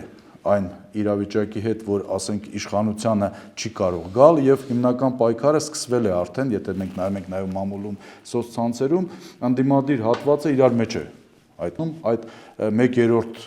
երաշխավորված տեղը գրավելու համար։ 2-3 խնդիր կար, որին ճիշտ ասած ուզում էի անդրադառնալ։ Այստեղ մի քիչ բացարձակ ձևակերպումներ է հաճախ հնչում, հասարակությունը ձանձրացած է կամ նպատակը բացարձակ մեծամասնությունն է։ Իրականում իմ խորին համոզմամբ ցանկացած քաղաքական ուժ պայքարում է իր ծրագրերի իրականացման համար, որի համար իր ինքը ձայն է ստանում։ Իսկ իրականացումը կարող է լինել իշխանությունը, այսինքն լծակը, գործիքը։ Իշխանությունը չի կարող ինքնանպատակ լինել եւ այս տեսանկյունից երբ որ քաղաքական ուժերը պայքարում են իշխանության համար, որպիսի դրա միջոցով կարողանան անցկացնել բարեփոխումներ, փոխեն քաղաքական կուրսը, որը իրականացում է, սա բնական է եւ նորմալ է։ Չի կարող քաղաքական ուժը պայքարել, որպիսի իշխանություն չլինի, որովհետեւ այդ դեպքում հարց է ծագում, թե ել քո ծրագրերը ոնց է ինչպես է իրականացնելու։ Այսինքն ինքը իմ կարծիքով հարցադրումը արդեն իր մեջ նոնսենս է պարունակում։ Դրա համար խնդիրը, եթե մենք մի քիչ ավելի լայն ենք, բնականաբար պետք է քաղաքական ուժերը պայքարեն ունենալու համար ազդեցություն քաղաքական որոշումների ընդունման վրա։ Եթե այդպիսի ազդեցություն չկա, հետեւաբար չկա նաև քաղաքականության կերտում եւ որոշումների քաղաքականության կերտում եւ բարեփոխումների հնարավորությունը, որի մասին մտածում ենք։ Սա գլոբալ խնդիր է բոլորի համար եւ հարցադրումները թե գիտեք ինչ,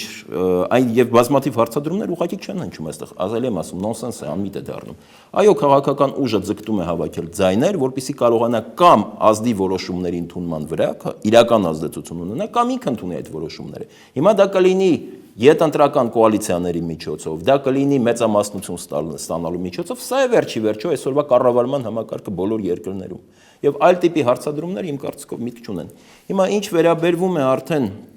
մեզ եւ մեր մոտեցումներին, բնականաբար ինչպես ցանկացած քաղաքական ուժ, հայկական վերածնունդ կուսակցություն այսօր պայքարում է առավելագույն ձայներ հավաքելու համար։ Առավելագույն ձայներ հավաքելու համար կամ ունենալու համար, կամ որոշումներ ընդունելու համար, կամ ունենալու համար իրական ազդեցություն։ Դա արդեն կախված կլինի այն ձայները, որը մենք կհավաքենք, ինչ որ ժողովուրդը կցանկանա եւ Աստված կտա։ Եվ այս դեպքում լինենք ընդդիմության մեջ, նաեւ եւ ընդդիմության մեջ ենք պայքարել եւ ժամանակին իշխանության մեջ, բարեփոխելու, փոփոխելու համար, որովհետեւ այն վիճակը, որ այսօր կա իրականության մեջ,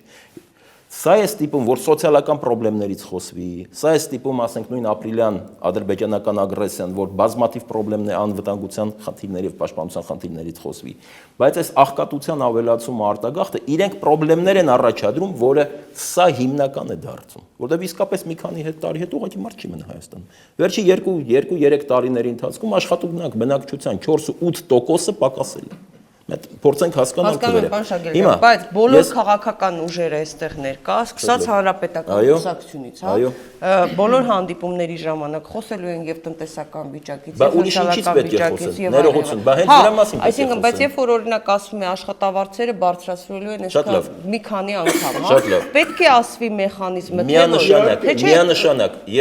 միանշանակ ես ձեր հետ համաձայն եմ եւ մենք մշտապես, երբ որ խոսել ենք ինչ որ խնդրի մասին, միշտ ներկայացրել ենք նաև լուծման մեխանիզմները։ Ռացիոնալ քննադատությունը վարվող քաղաքական կուրսի, այսինքն ոչ թե վերացական, ոչ թե հայերեն մի հատ խոսք կա, ասում են օդից վերցված։ Օդից վերցված քննադատություն ինքը չաշխատող բան է։ Եվ մեր հասարակությունը ուրեմն մեխանիզմները ես կարող եմ հիշեցնել ռեալ մեխանիզմների մասին առաջարկներ, որտեղից ինչ կարող է լինել, եւ կարող եմ նաև ներկայացնել այն մեխանիզմների մասին առաջարկները, որոնք մենք ասում ենք։ Հիմա ես կարծում եմ կա իհարկե նաև վերացական առաջարկություններ կլինեն, կհնչեն, բայց մարդիկ այսօր հասարակության մեջ հավատացեք ինձ, ինչ որքան էլ հաճախ նաև մամուլը ասում է, գիտեք ինչ, մարդիկ չեն հասկանում, հասարակությունը կողմ չէ, միջը խաղ չկա, տարբեր միջոցներ, տարբեր։ Հիմա այսպիսի մոտեցումները նաև մտայնություն են ստեղծում հասարակության մեջ։ Իմ կարծիքով նման ձևակերպումներ տալ, նաև բրիֆինգների, մամլոասուլիսների ժամանակ հաճախ են ասում, դուք չեք տեսնում, որ հնարավոր չէ ընտրություններով փոխել։ Ասում եմ, ընդ որում դա ասում են նաև իշխանական, պրոիշխանական մամուլի միջոցների հաճախ ներկայացիչներ։ Ասում եմ, ինչի եք, ներողություն, ասում եմ, ինչու եք նիհիլիզմը ներարկում հասարակության մեջ։ Հիմա ձեզ չեմ ասում, Տիկին Սեյրանյան, ձեզ չեմ ասում։ Հիմա հասարակությունը հավատացեք ինչ, ինձ միշտ ուզում է տեսնել այս կամ այն քաղաքական ուժը, իշխանությունը լինի,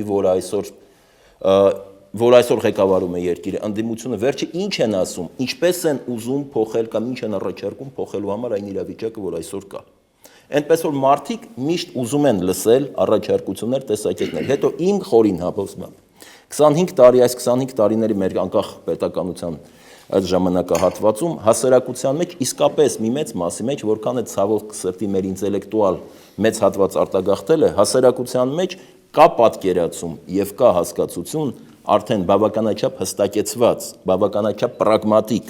այն առաջարկությունների վերաբերյալ, որոնք մարդիկ անում են։ Հավատացեք, եթե ես վեր կենամ դուրս գամ եւ ասեմ բաներ, որոնք սովորական քաղաքացին հասկանում է, որ դա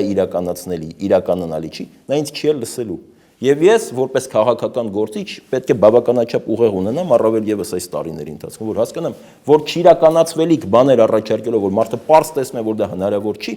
ձայներ չեմ կարողանա հավաքեմ։ Առաջարկությունները մենք երբ որ անում ենք եւ պետք է անենք, դա պետք է լինի ռացիոնալ եւ հասարակության մեջ այս մտածելակերպը իմ կարծիքով գնալով ավելանում է, ինչպես որ կամած, չնայած այսօր իսկապես փողի գործոնը շատ է աշխատում ընտրակաշառքի, այդտեն առաջարկություններ կան, գումարներ է պատածվում եւ շատ մեծ, բայց մարդկանց մոտ նաեւ այդ մտայնությունը տա կվերցնեն, ձայն չեն տա։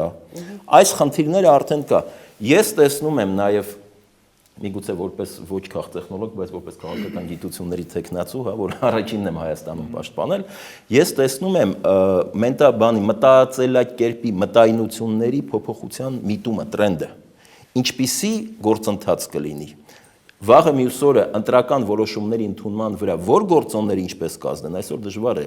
բացատրել։ Ոչ մի մոդել աշխարհում դա չի կարողանում բացատրել։ Երբ որ քվեարկողը մտնում է քվեախցիկ, ինչպես է նա քվեարկում, ինչ գործոնների հիման վրա, հոգեբանական, սոցիալական, ռացիոնալ, իրացիոնալ եւ այլն։ Բայց միտումը, փոփոխությունը ես տեսնում եմ եւ նորից եմ ուզում ասեմ, որ վերջին տեղական ինքնակառավարման ընտրությունները եւ մոտեցումներն ու քվեարկության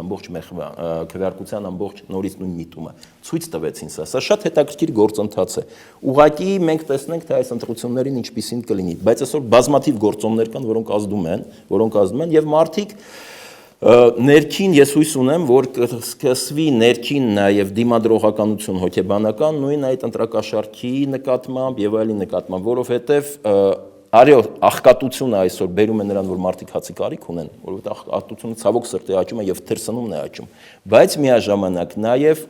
այս հոգեբանական երկվությունը, որ մի կողմից վերջի հնարավոր չի շարունակել այսպես, մյուս կողմից ձգտում է ինչ-որ մի բան ստանալու, այնպես որ սա շատ բարդ գործընթաց է եւ པարզ պատասխաններ չի լինելու, բայց այս միտումը տրենդը տեսնում եմ այս։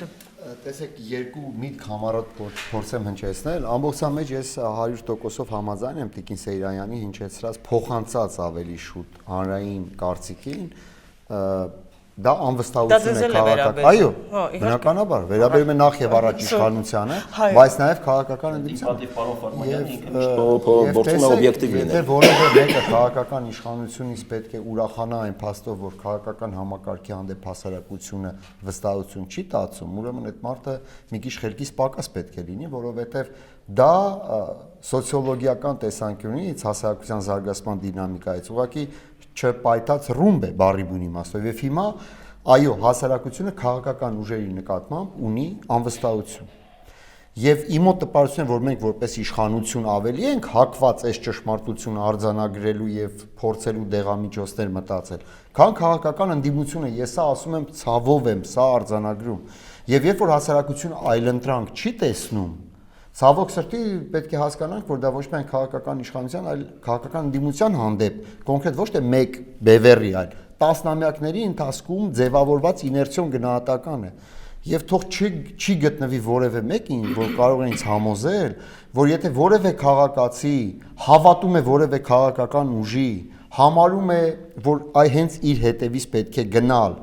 եւ քվեարկել որևէ ճնշում, որևէ վախ, որևէ կաշառ իզորու է ազդել քաղաքական մարդու վարկագծի դրսևորման վրա։ Սա քաղաքական ընդդիմության տեսանկյունից բոլոր ժամանակների ձեռնտու մեկնաբանություն է, որով քողարկվում է մեկ ուրիշ կարևոր, բայց վտանգավոր միտում, որ ձեր ասած աղքատության, սոցիալական բոլոր այս գործոնների պատճառով իշխանության հանդեպ օբյեկտիվորեն գոյություն ունեցող անվստահությունը գումարվում է ընդդիմության հանդեպ անվստահությունը, որի արդյունքում կներեք միտքս ավարտում եմ, Աստված մի արածց է։ Ծնունդ են առնում ապա քաղաքական ռադիկալ դրսևորումներ, սա հասարակության զարգացման տեսանկյուն։ Եվ մեկ եւս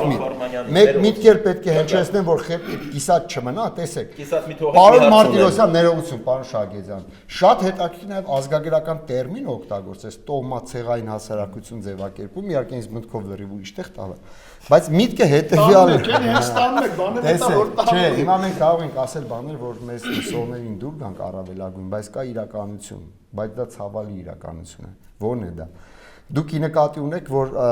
վարկանիշային քվեարկությամբ առաջադրված տեխնացուների մեծ մասը չեն փայլում իրենց քաղաքական պատրաստվածության, քաղաքական մտքի ռահվիրաներ չեն, դա ի նկատի ունեք։ Դա իմ համար կարևոր չի, տեսեք, հիմա այստեղ գալիս ենք մի ճշմարտության, որ այ մեզ հետևողները պարտավոր չեն այդ մանրամասներին տեղեկանալ, բայց այս իմ տեսածը,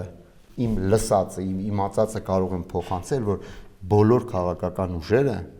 ոչ միայն իշխանության, այլ նաև ընդդիմության դիրքերից հանդես եկող բարի բուն իմաստով ամիսներ շարունակ որս էին սկսել պարոն Մարտիրոսյանի ձևակերպած տոհմացեղային բնույթ ունեցող քաղաքական դերակատարների հանդեպ։ Ես կարող եմ հիմա գոնե նստած կուսակցությունների ներկայացուցիչների ցուցակներից մեկական տեխնացուներ թվարկել, որոնք եւս պարոն Մարտիրոսյանի ասած պատկանում են տոհմացեղային հարաբերությունների ժանրին, բայց դա բնականաբար չեմ անում, ինչի՞ց ելնելով, որովհետև ասեք ներողություն, որովհետև դա բոլորիս ցավն է։ Չէ, ասեք։ Դա բոլորիս խնդիրն է, որովհետև տեսեք բայց ցավին չենք բերում այս պատում, նախ ասեք, երկրորդ չենք բերում։ Ունեք ձեր ցուցակում իմ ընտրատարածքի падգամավորը։ Հիմա դուք կարող եք պնդել, որ Հայկ Խաչատրյանը քաղաքական մտքի տիտան է։ Բացարձակ։ Դե բա, մենք էլ ունենք մեր Ես դամար, չէ, մեկ վարկյան։ Չէ, միջև ինքը շատ ճիշտ հաս տվեց, ես կպատասխանեմ։ Եթե դուք ի նկատի ունեք խոցը, որ քաղաքական կյանքում քաղաքական միտք արտադրող մարդիկ չեն թելադրում կամ ոչ բավարար են թելադրում քաղաքական օրակարգը, սա առողջապահական, բժշկական դիագնոզ է, բուժման ենթակա, բայց խնդրում եմ մեղադրանքները մի ունենք մեզ, որտեղ այնտեղ կա Հակոբ Հակոբյանի օրինակ, այնտեղ կա Արկադի Փելեշյանի օրինակ, եւ այլն եւ այլն։ Մի վարկյան։ Դե հիմա դուք պատասխանեք։ 7-ի գործով նստած ա եղել բանտում։ Եթե կարելի է, ես ասացի, ներողություն, ես ասացի այն ինչ մտածում եմ, բայց ուղղակի դա օրենքի Ես մի հարց ունեմ։ օրենքով արված լրացություն է։ Ես ասեցի մի Պարոն Արտուրոսյան, հենց որ դուք ասում եք միջամտում եք, հա, ռեպլիկ եք ունենում, դուք ասում եք նորմալ է քննարկում։ Այս մարդիկ ասում են միջամտել, մի բան ասել, ասում եք ես ուշադիր կլսեմ, որտեղ հարգարժան մարդիկ են։ Եթե պարոն Մաթևոսյանը, հա։ Եթե օրենքով առաջադրումները լինեին առաջի համարից սկսած Սերժ Սարգսյանից եւ Լևոն Տեր-Պետրոսյանից, որևէ քաղաքական ուժ, որ իրեն հարգում է, թույլ չէր տար ձեր ասած կոնտինգենտը բերել ներ Սերժ Սարգսյանի հետ կամ ձեզ հետ նույն ընտրատարածքում մրցակցային, հասկանում եք, օրենքի խնդիր է, հատուկ արված։ Հիմա մի հարց վերջացրեցիք, ես մի հարց եմ Լիվարկյան ասեմ։ Ուրեմն ես նշեցի, որ ինձ համար բացարձակ կարևոր չէ, թե քաղաքական մտքի ռավիրա է, տիտան է, թե ոչ։ Ինձ համար կարևոր է, թե ինչ տեխնոլոգիայով է ընտրվում։ Այսինքն ինքնընտրակաշառքով է ընտրվում, Հայկ Խաչատրյանն ինչպես է ընտրվել։ Իմ ընտրատարածքից է ընտրվել։ Ես չգիտեմ։ Բայց ես հետաքրքիր չի իմանալ։ Շնորհակալություն։ Որովհետև ինձ հիմա է հետաքրքիր։ Ինձ հիմա է հետաքրքիր, թե ինքը ինչպես է ընտրվելու։ Նախկինում ինքը ինչպես է ընտրվել։ Ինձ հետաքրքիր չէ, ինձ հիմա է հետաքրքիր։ Դա մեկ։ Երկրորդ, ես համաձայն չեմ, որ որքան էլ կաշառք բաժանեն, դա որոշիչ է։ 13 թվականին էլ են կաշառք բաժանել, 2015 թվականի սահմանադրական փոփոխություններին էլ են կաշառք բաժանել, դա չի օգնել։ Երբ որ քաղաքացու այդ մի բանի հետ համաձայն եմ, եթե քաղաքացին ուզում է իր քվեարկությունը իրականացնել, ինքը քվեարկում է միևնույն ժամանակ, համաձայն եմ, բայց ամբողջ խնդիրը կայանում է նրանում, թե այդ քվեարկությունը թողում են տեղացնել, թե ոչ։ Իրականում չեն թողել։ 90%-անոց ոչը սարքեցին 65%-անոց համարը այո։ Սահմանադրական հանրաքվեի ժամանակ։ Եվ դա հաշվի առնելով միանշանակ է, որ մենք այստեղ իսկապես խնդիրը հենց այդտեղ պետք է նայենք քաղաքական հարթության մեջ, այսինքն մեխանիզմը դու ինչպիսին ես թողում, թող մեխանիզմը նորմալ լինի, եթե Հայկ Խաչատրյանը չի ընկալվի հասարակության կողմից, թող չքվի բանալ, հասարակությունը յան չընտրի, դա մեկ։ Երկրորդ տոհմացեղային, իսկապես տոհմացեղային եք բերում, որովհետև եթե նույնիսկ դուք ուզում եք քաղաքական ինչ-որ տար մցնեք, դուք կանեք մոտավորապես մեծամասնականի տարբերակով, բայց ամբողջ ցուցակի հետ։ Քաղաքացին ամբողջ Հայաստանով մեկ, ռեյտինգային կդնեիք, ինքը Հայաստանի բոլոր տեղերից այդ падգամավորին կտրեր, որտեղ պարլամենտ է ընտրում, ոչ թե Թաղի Աբաքանի ընտրում։ Ընդ որում դուք այնց եք բաժանել, որ նույնիսկ մեծամասնականի տարածքով չի, այլ ավելի փոքր է, դրա համար եմ ասում, թաղային տոհմացեղայինները։ Ինչն է խանգարում հարգարժան Ռաֆի Հովհաննիսյանը, որպես համապետական, ես կասեի համազգային ճանաչում ունեցող առաջնորդ, առաջադրվել Երևանյան կոնկրետ մի ընտրատարածքում, ձեր ուղերձները փոխանցել եւ այդ տոհմացեղային օձիոզ դեմքերի հանդեպ տանել ջախջախիչ հաղթանակ, արձանագրել վստահված անձանց միջոցով եւ ապացուցել, որ հնարավոր է հաղթ։ Ինչն է խանգարում։ Ռաֆի Հովհաննիսյանը առաջադրվել է ջախջախից հաղթանակ տալը Սերժ Սարգսյանի նկատմամբ, բայց այդ հաղթանակը դուք տարաք։ կեղծիքներով 70%-անոց այոն, որը քաղաքում ասում եք, դատարկ շարունակություններ ջուղերով դուք էդի կեղծեցիք։ Դրա համար Ռաֆ Յովհաննիսյան ինչ որ նոր ապացուցելու բան չունի։ Լավ, խնդրեմ, պարոն Մաթեոսյան։ Ուղղակի շեղեցինք խոսքը վերաբերում էր այն խնդրին, որ ժողովուրդը հասարակությունը ընտրողը չի վստահում որևէ մեկին, ոչ իշխանությանը, ոչ ընդդիմությանը։ Շատ բնական է։ Ընդհանրապես ժողովուրդը բնական պահանջ ունի խաղաղ եւ բարեկեցիկ ապրելու։ Մեր երկրում չկա ոչ խաղաղություն, ոչ բարեկեցիկություն։ Հարգանքի արժանի այն իշխանությունը, որը կարողանում է ստեղծել այս երկուսը միասին, ապահովել այս երկուսը միասին։ Նույնիսկ գործող իշխանությունը ձգտում է ինչ որ ծրագրերով բարեկեցիկություն ապահովել։ Ես ուղղակի պիտի թվարկեմ, ենթադրենք թե նորատոմակայանի կառուցում,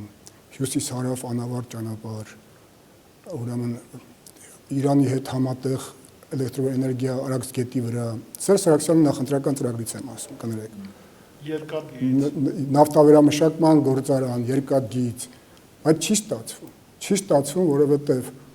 փորձում է, չի ստացվում, որովհետև իրենք են մոռացել արդեն, կներեք, մոռացել նոր ծրագրեր են առաջ քաշում, վարչապետ են փոխում, համոզված են, որ այդ բոլորը նպատակ է հետապնդում բարեկեցիկ կյանքի ձևավորման։ Բայց չի ստացվում, որովհետև մենք պատերազմող երկիր ենք։ Մենք համոզված ենք, քանի չի հաստատվել խաղաղություն, Հայաստանում հնարավոր չի լինելու ստեղծել բարեկեցիկ կյանք։ Դրա համար մեր ժողովուրդը գնում է։ Ես պիտի մի շատ վատ ցուցանիշ մեջ բերեմ, որ բոլորիս այդպես մտածելու տեղիք տա։ Մեր երկու անգամ ուրեմն մարդահամար է անցկացվել, այդ թվերը ոչինչ չեն ասում մեզ, ոչինչ։ Բայց կա մի ցուցանիշ 1997-98 ուսումնական տարում Հայաստանի Հանրապետության դպրոցներում սովորողների թիվը եղել է 592,000 աշակերտ։ Հիմա այդ թիվը 360,000 է։ Ընդ որում հիմա 12-ամյա դպրոց է։ Եթե 1-ից 10 վերցնենք, մոտորապես 300,000 աշակերտ։ Այսինքն մենք հայտնվել ենք մի վիճակում, որ օր առաջ պետք է մտածենք թիվ 1 կարևորագույն խնդիրը լուծելու համար, խաղաղություն հաստատելու համար։ Խաղաղության մասին մշտապես մենք խոսել ենք, բայց մենք նաև խոսում ենք, որ այդ խաղաղությունը պետք է լինի արժանապատիվ։ Մենք ինքներս հասկանում ենք շատ լավ պատերազմի եւ խաղաղության խնդիրն ու գինը։ Մենք ինքներս շատ լավ հասկանում ենք, որ մենք խոսում ենք բազմիցս 18 տարեկանների ծառայության մասին, թե ինչպես է դա անդրադառնում նաև մեր պետական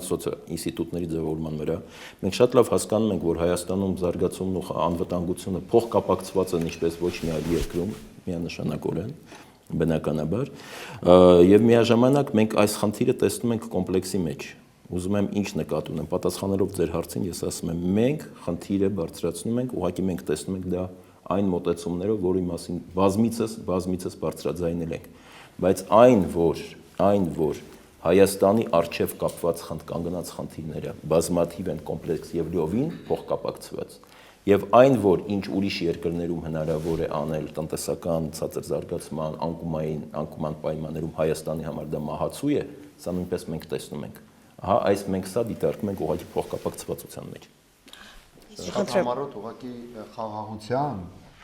հաշտության եւ Լեռնային Ղարաբաղի հայկական կարգավորման վերաբերյալ կարելի է խոսել իսկապես ժամերով եւ դա ճիշտ կլինի որ թեմատիկ քննարկում լինի, որտեղ հպանցիկ հնարավոր չի այդ թեմային անդրադառնալ, բայց մեկ համառոտ ձևակերպում իմ համոզմամբ հայաստանյան բոլոր վարչակարգերը, բոլոր իշխանությունները, ամեն մեկը յուրովի եւ սեփական պատկերացումների շրջանում փորձել է հասնել խաղաղության։ Ես այդպես եմ գնահատում։ Այլ բան, որ խաղաղություն արձանագրելու համար գոնե երկու գործոնի արկայություն նախապայման է։ Առաջին, դա համարժեք ցանկություն եւ քաղաքական կամքի արկայություն Լեռնային Ղարաբաղում, Հայաստանում եւ որ ամենակարևորն է տվյալ պահին Ադրբեջանում, մեկ, որի գոյությունը առ այսօր չկա ու չկա եւ մենք տեսնում ենք ճիշտ հակառակը, եւ երկրորդ,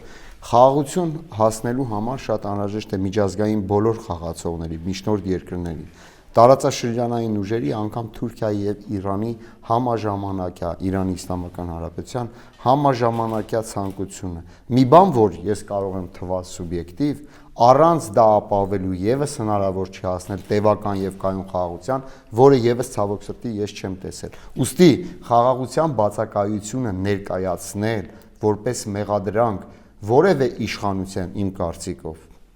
մտածելու բան կա այստեղ, բայց սա թեմատիկ քննարկման հարց։ Քանի որ քննարկումը արդեն է մոտենում, այսպեսի մի դիտարկում անեմ, գուցե չհամաձայնեք, բայց ինձ թվում է այս ընտրություններում նույնիսկ հանրապետականն են դիմադիրի դիրքերից հանդես գալու, բոլոր քաղաքական ուժերն են ու այսպես մոլորվելու է քաղաքացին, հա։ Ուզում եմ այսպեսի հարց ուղենք դարձա հասարակությանն ինչ որ իմաստով ուղղորդենք, իհարկե ոչ բոլոր քաղաքական ուժերն ու դաշինքներն ունեն այս պահին ներկայացուցիչ, վերջում քաղաքագետը կամփոփի, բայց ուզում եմ յուրաքանչյուրը ասեք, ինչու պիտի ձեզ ընտրեն եւ ոչ ասենք որևէ այլ քաղաքական ուժի, հա, որևէ այդ 9-ից որևէ մեկին, ինչու, ինչի համար։ Իշխանություն ինչի պիտի ձեզ նորից վերընտրի, հա, ասենք ինչի։ Մինչև ձեր արծին անդրադառնալը, երեք հերոստատեսյան պատահաբար հետևում էի, լսեցի Հրանտ Բագրատյանի ուրեմն ասուլիսներ եւ շատ հետաքրքիր իրեն բնորոշ ոճով մի բան ասաց, այմակ ես վախենում եմ կարող է իշխանությունները ստիպված ինձ ընտրեն, որովհետեւ այլ ընտրած չի։ Տեսեք ինչու՞մն է խնդիրը։ Ես իհարկե ներկայացնում եմ բացառապես իմ տեսակետները եւ խնդրում եմ արձանագրեք դա այնպես ինչպես կա։ Այն որ Հայաստանը բազմաթիվ տասնյակ հարյուրավոր չլուծված խնդիրներ ունի, նաեւ շատ մտահոգիչ միտումներ ժողովրդագրության, տնտեսական ցուցանիշների, քաղաքական համակարգի, որակյալ կառավարման եւ այլնի առումով ես ինքս սա կասկածի տակ չեմ դնում։ Սա փաստ է։ Այն որ Հայաստանը այլ ընտրանք չունի, քան գնալ գոնե այն խնդիրների լուծման ճանապարհով, որոնք մեզանից են կախված, այսինքն ներհայաստանյան իրողությունների, սա եւս ակնհայտ է։ Հիմա ամբողջ հարցը կայանում է հետեւյալում, որ քաղաքական ուժը եւ որ հանգամանքների բերումով կարող է գնալ այս խնդիրների լուծմանը, եթե տեսակ ես Լեռնային Ղարաբաղի հարցի մասին չեմ անդրադառնում, որտեղ սա այլ ցալքեր է ենթադրում եւ դա չի վերաբերում միայն իշխանությանը։ Հանրապետական կուսակցությանը եւ ՀԱԿ-ին մեղադրում են կուլիսային համագործակցության մեջ, որ արտաքին քաղաքական մասնավորապես Ղարաբաղի հարցում ունեք նույն տեսակետը, աջակցում եք ՀԱԿ-ը աջակցում է ձեզ, որը մամուլի կողմից ձեր մեջ վեճ չկա։ Որևէ կուսակցություն Հայաստանում չկա, որը մամուլի կողմից տարբեր փուլերում նման մեղադրանքների արժանացած չլինի։ Չգիտեմ ես դա, բայց տեսեք Ես կարող եմ համընկնում է այս դեպքում եւ ձեռնտու ՀԱԿ-ի ընտրությունները։ Ես ասում եմ այն ինչ որ գրվել է, ես ուրախ կլինեմ որ իշխանությունները քայլ անեն խաղաղություն հաստատելու համար։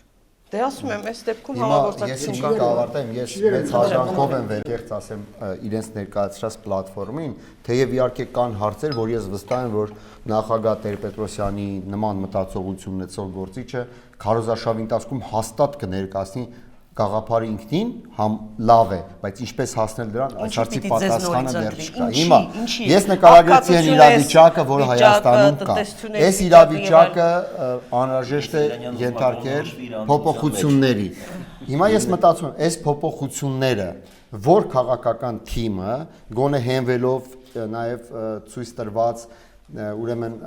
ի ցույց դրված ցանկության քաղաքական կամքի եւ նաեւ կադրային բազայի առումով ունակ է իրականացնել։ Ես կարող եմ արձանագրել, որ իշխող քաղաքական կուսակցությունը նաեւ դասեր սովորելով իրից թույլ տված սխալներից, որակյալ կառավարման, կադրային բազայի եւ այլն առումով իմ մոտ գոնե տպավորությունն այնպեսին է, ես այդպես եմ տեսնում եւ դրա համար եմ նաեւ այնտեղ, որ ավելի պատրաստված թիմով է ներկայանում, այսինքն պատասխանատվություն վերցնելու տեսանկյունից եւ նաեւ ավելի խորը գիտակցությամբ թե ինչու չի կարելի նաեւ այնպես շարունակել ինչպես մենք ընթանում ենք շատ ուղղություններով վերջին ժամանակահատվածում եւ ցավոք սրտի իմ վերջին ուղերձը չընկալվի դա որպես իշխանության տեսակետ, բայց խոշոր հաշվով քաղաքական գաղափարները թիմերը մեկ կողմ, ես որպես եթե լինեի սովորական ընտրող, մեկ կարևոր ցուցանիշի կնայի։ Տվյալ քաղաքական ուժի ներկայացրած ցուցակում կան բավարար թվով մարդիկ, ովքեր ունակ են ստանձնելու պետական իշխանության պատասխանատվություն, սա անկեղծ եմ ասում, իր բոլոր ուրեմն ճյուղերով։ Ցուցակներում ինչա չկան, Չէ, տեսեք, սա շատ կարևոր առանձնահատկություն է եւ պարոն Փաշինյանը, եթե ես չեմ սխալվում, տևական ժամանակ խոսում էր դրա անհրաժեշտության մասին, այսպես ասած ստվերային կաբինետի։ Ես ձեզ անկեղծ պետք է ասեմ, որ դատելով նաև այլ քաղաքական ուժերի արգանք ունենալով բոլորի հանդեպ ներկայացրած, ասենք քաղաքական համապետական ցուցակների ուրեմն կազմից ես ցավոք սրտի մեզ այլընտրանք չեմ տեսնում։ Ինչի եմ ասում ցավոք սրտի, սա իրականություն է։ Իհարկե շատ ցանկալի կլներ, որ Այսինքն ներկայացված անձերով պետք է։ Դե հա, այսինքն եթե քաղաքական ուժը հաղթում է, ինքը պետք է պետական իշխանության համար պատասխանատվություն վերցնի, չէ՞, այսինքն երկրի առաջի դեմքից վարչապետից մինչև պետական մյուս հնարավոր բոլոր պաշտոնյաները։ Ինչ Վարչապետն ու իր հետ եկած թիմը, նոր նախարարները միամսվա կուսակցականներ են։ Ձեր մեջ չի։ Ձեր ասածին հակասում եք, դուք ասում եք, որ ժողովուրդը կտեսնի, որ մեր թիմում կան, այդ դուք բերում եք, համալրում եք, կուսակցականացնում եք, այդ ձեր թիմից չեն ծնվել այդ մարդիկ։ չեմ հասկանում։ Օրինակ Արմեն Ամիրյանը ձեր թիմից չի ծնվել, նորա դարել Յուրաքանչյուրը ծնողներից է ծնվում, հարցը դա չի։ Ուղղակի քաղաքական ցանկացած թիմ համալրում։ Բայց ցուցակի մասին է։ Վարչապետը դա նշանակում կարող ենք հեգնել, կարող Նույնիսկ ձեզ են ձեր ցուցակին են նկատել ես խնդրում եմ ընդունել որպես մտահոգություն, որը հավասարապես նաև մեզ է վերաբերում։ Ամբողջ խնդրեմն այն է, որ մենք որպես տարբեր քաղաքական ուժերի ներկայացուցիչներ մեր համապետական ցուցակներում նաև, այսինքն մեր քաղաքական կյանքում առավելագույնս չի դրսևորվում պետական կառավարման տեսանկյունից հնարավոր ամենաարդյունավետ այն զանգվածը թիմը մարդիկ ովքեր ունակ են դա անել։ Ես դա ցավով եմ ասում։ Հիմա չեմ ուզում մանրամասն օրինակներ բերել նույն խորհրդարանական դիվանագիտության աշխատանքների տեսանկյունից եւ այլն։ Այսինքն հազար ներողություն, քաղաքացիների համար ավելի հասկանալի ձև։ Մեծ խոսելով չի, էլի։ Ես պատկերացնում եմ տվյալ մարդը, չէ, ընդհանրապես օթում եմ ասում, էլի։ Ի նկատի ունեմ տվյալ մարդը ընտրվելուց հետո պետական պատասխանատվություն ստացի, ես դա կարևոր չափանիշ եմ անում։ Ինչ պետական աշխատանքի է ունակ եւ ինչ արդյունավետությամբ։ Այս առումով մենք դուք բոլորս մտածելու տեղ ունենք, բայց միով բանիվ երկրում արկա այլընտրանք չունեցող բարեփոխումները առաջ տանելու տեսանկյունից քաղաքական կամքի եւ քաղաքական թիմ պատրաստված ներկայացվածության տեսանկյունից այս երկու չափանիշներով իմ կարծիքով եւ մեր վարչապետի տեխնացուի մասն բոլորը գիտեք, մեզ դա դնում է շահեկան դիրքամ։ Սա իրականությունն է իմ աչքերով։ Շնորհակալություն, պարոն Մարտիրոսյան, ձեր դաշինքին ինչի պիտի ձայն տան, հա? Հիմա իհարկե կասեք նորից ասում եմ, բայց այնուամենայնիվ ընդամենը ամիսներ առաջ հանրապետական կուսակցության հետ, իշխող քաղաքական ուժի հետ պաշտոն բարձրաստիճան պաշտոն զբաղեցնող Սեյրան Օհանյան, ընդամենը տարիներ առաջ պաշտոնաթող եղած Վարդան Օսկանյան, որը Ղարաբաղի հարցում, ասենք, նույն մադրիդյան սկզբունքներում ունեցավ լուրջ դերակատարում, որ հարցերսի իրավիճակում է, եւ այլն։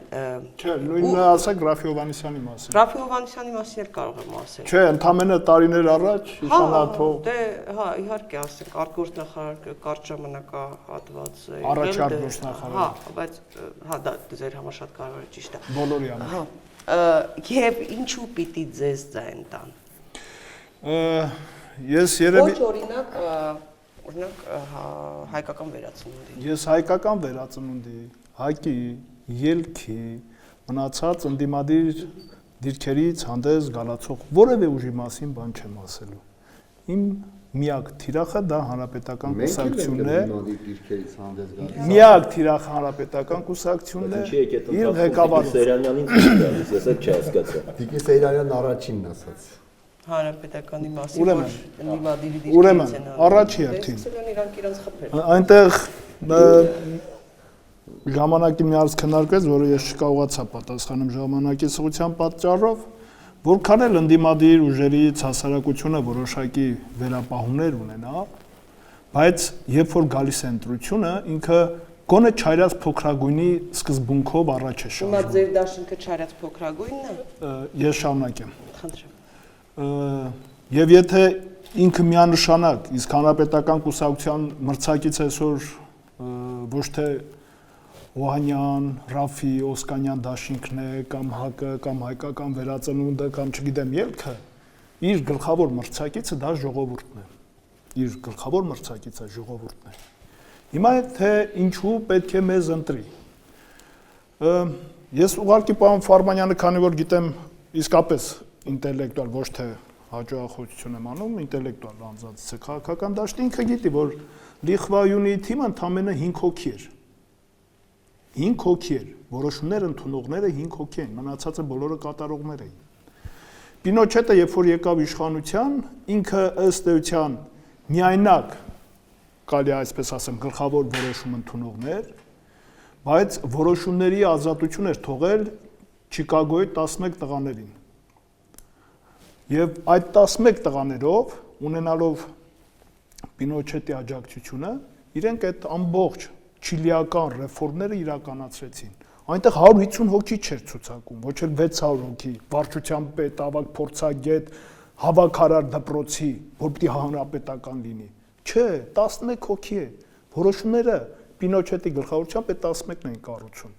Եվ իրենք այդ փոփոխություններն արեցին։ Հիմա մեր պարագայում այդ փոփոխություններ իրականացնելու թիմը, փոքր թիմը գոյություն ունի։ Մեծ թիմը մենք տեսնում ենք Սփյուռքի հասարակական դաշտի մեջ նաև։ Ռաֆի Հովհաննիսյանը, Սերյան Օհանյանը, Վարդան Օսկանյանը, դրանք պետական գործիչներ են, որոնք ունեն փորձ, մեծ մասնագիտական գիտելիքներ եւ ամենակարևորը քաղաքական կամք փոփոխություններ իրականացնելու։ Մենք գալիս ենք այդ փոփոխությունները կյանքի կոչելու համար։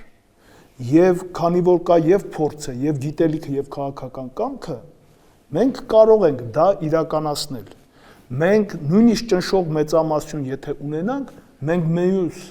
դաշտում գործող բոլոր ընդդիմադիրների հետ պետք է համագործակցենք։ Նույնիսկ ասում եմ, եթե ճնշող մեծամասնություն ունենանք, որովհետեւ այս դեպքում Հայաստանում իսկապես ոչ միայն պետք է լեգիտիմ իշխանություն, այլև ներհայաստանյան համերաշխություն։ Դրա համար ես որևէ ընդդիմադիրի հասցեին, որևէ բան չեմ ասելու, որքան էլ համաձայն չլինեմ շատ կարևոր հարցադրումների հետ, ես գնալու եմ խորհրդարանում մեծամասնություն կլինեմ, թե հարաբերական մեծամասնություն կլինեմ, իմ ընդդիմադիր գործընկերների հետ պետք է համագործակցեմ եւ երկրում այս իրավիճակի փոփոխության բերեմ, որտեղ այն ինչ որ գոյություն ունի,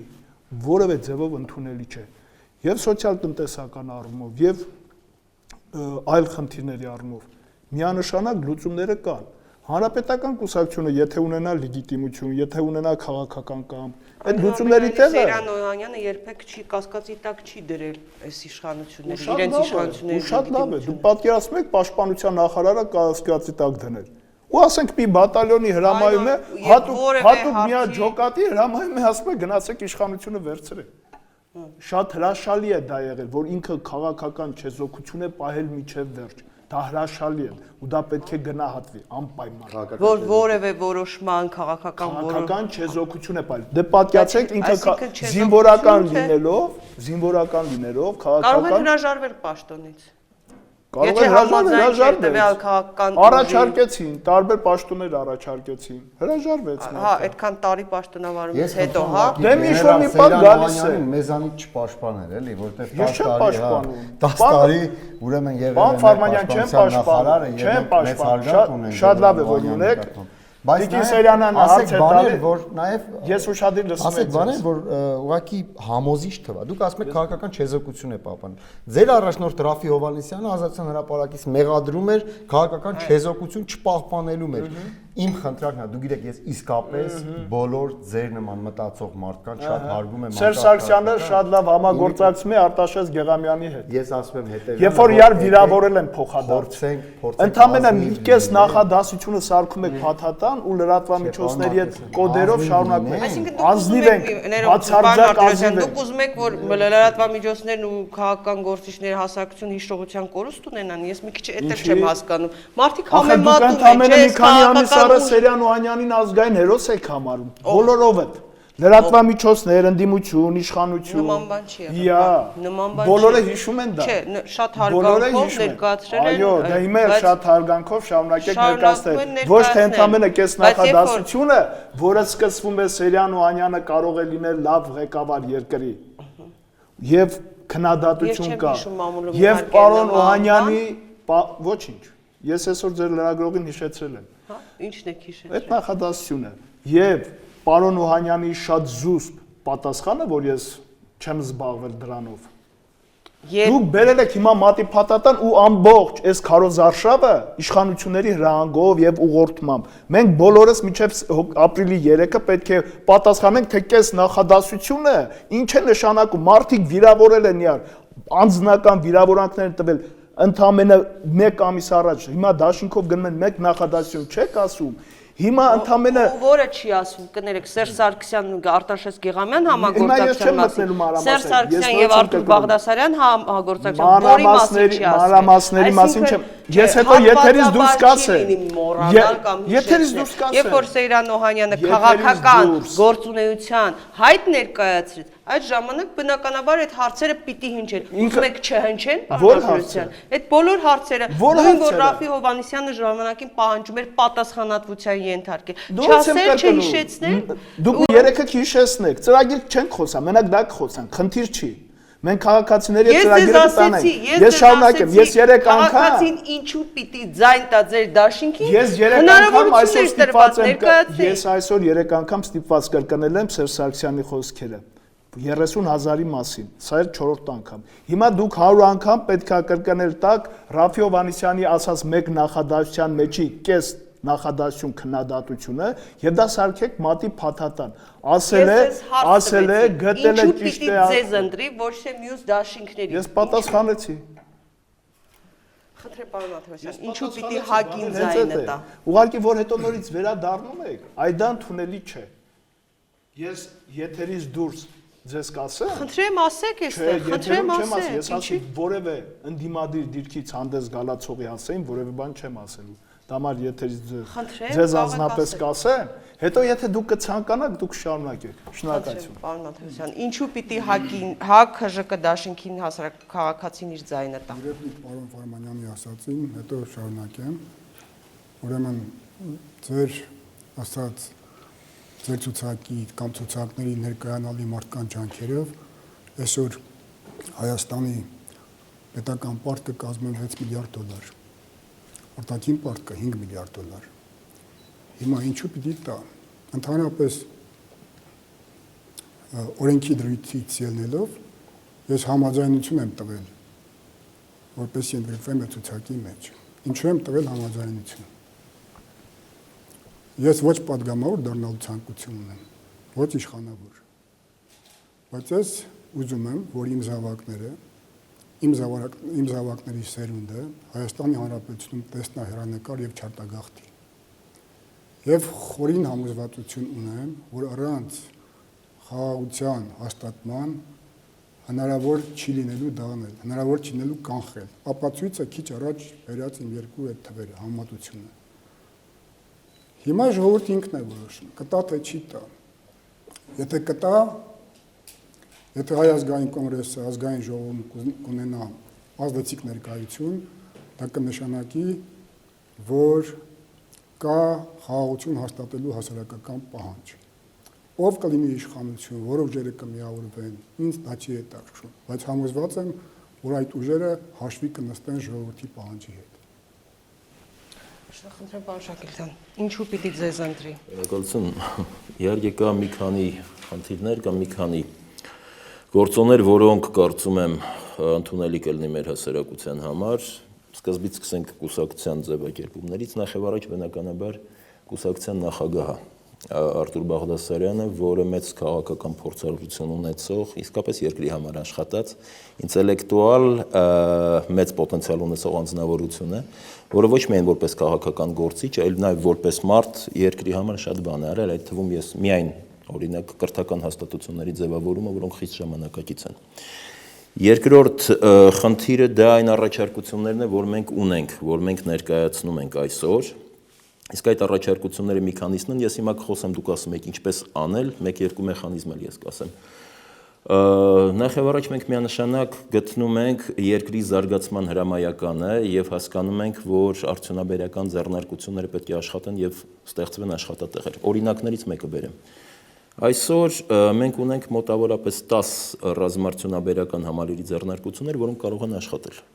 Ինչ տեղի ունեցավ մի քանի տարի առաջ։ Ուկրաինայի դեպքերից հետո Ռուսաստանից մենք հապկի անդամ էինք եւ մտնում ենք Եվրասիական տնտեսական միություն, Ռուսաստանը Ուկրաինայից հետ էր բերում իր ռազմական պատվերները եւ այդ պատվերների մի մասը կարող էին գալ Հայաստան։ Ուղղակի անհրաժեշտ էր նախաձեռնել այս ձեռնարկությունների աշխատեցման գործընթացը, որոնք արդեն մի քանի տարի առաջ, երբ որ նույն Արտուր Բաղդասարյանը անվտանգության խորհրդի քարտուղար էր, Առաջարկություններ եղավ եւ եղավ համաձայնություններ նաև ռուսների հետ տեխնոլոգիական արդիականացման։ Եվ այս պատվերները կարող են գալ։ Սա նվազագույն է աշխատեցման դեպքում եւ ընդ որում շուկան առկա էր։ Դա հապկի եւ ԵԱՏՄ-ի շուկան էր։ Այսինքն սա օրինակներից մեկն է, որը մենք գիտենք ինչպես ենք անում եւ առաջարկում ենք։ Երկրորդը, որ մենք առաջարկում ենք բարեփոխումները, որի մասին բազմիցս խոսում են, որպիսի ճակատային գծում, 18 տարեկան երիտասարդները չկանգնեն։ Ուրեմն խնդիրը վերաբերվում է հետեւյալին՝ բանակային ռեֆորմների հետ կապված համալրելով մասնագետների առաջին գիծը։ Եվ այդ մասին բազմիցս խոսել են, այդ հնարավորությունները կան։ Այսինքն, որ 18 տարեկան երիտասարդը, որը դեռևս այդքան պատրաստված չէ, առաջին գծում կանգնելու համար եւ շփման գծում ցավոք զոհերը նաեւ մեծ չափով նրանց ես հետո է, այսինքն զինվորական կանոնակարգը 6 ամիս պատրաստվելուց հետո նոր 18 տարեկան զորակոչվում են, 6 ամիս պարտադիր պատրաստվածությունից հետո։ Պարոն Ֆարմանյան, ես հասկանում եմ, ուղղակի դա բավարար չէ այսօր առաջին գծը պահելու համար։ Մեր խնդիրը հետեւյալն է, որ իսկապես 18-19 թող լինի, այս երեխաները չկանգնեն, այսինքն սա պետք է պրոֆեսիոնալիզացվի եւ համալրվի մասնագետ զինվորականներով, որոնք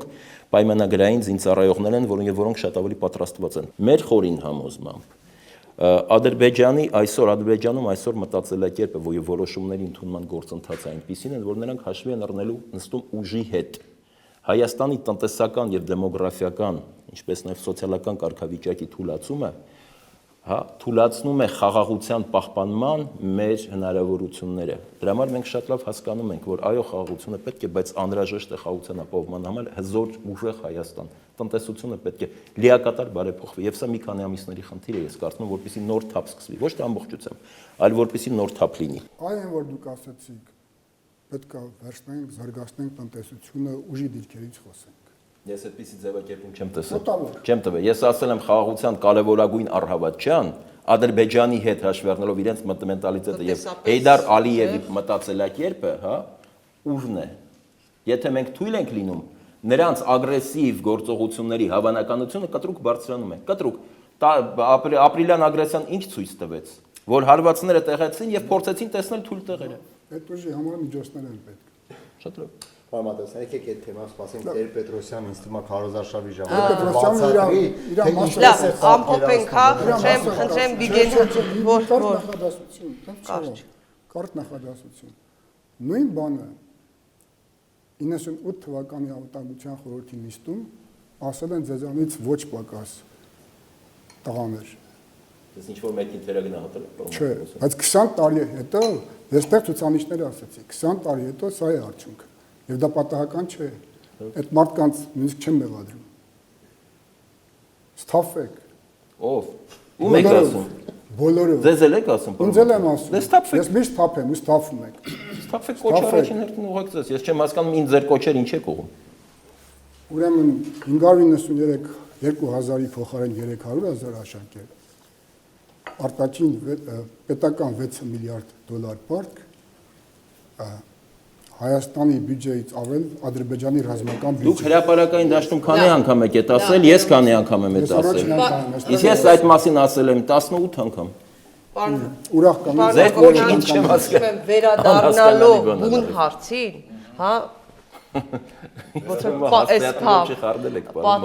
պատկերը նույնն է ըստ էության լինելու ամբողջ քննարկումների ընթացքում այս քարոզարշավի այսպիսի բանավեճեր են լինելու։ Ինչպիսի խորհրդարան ի վերջո կունենանք մենք։ Գիտեք, իմ տպավորությամբ մոտավորապես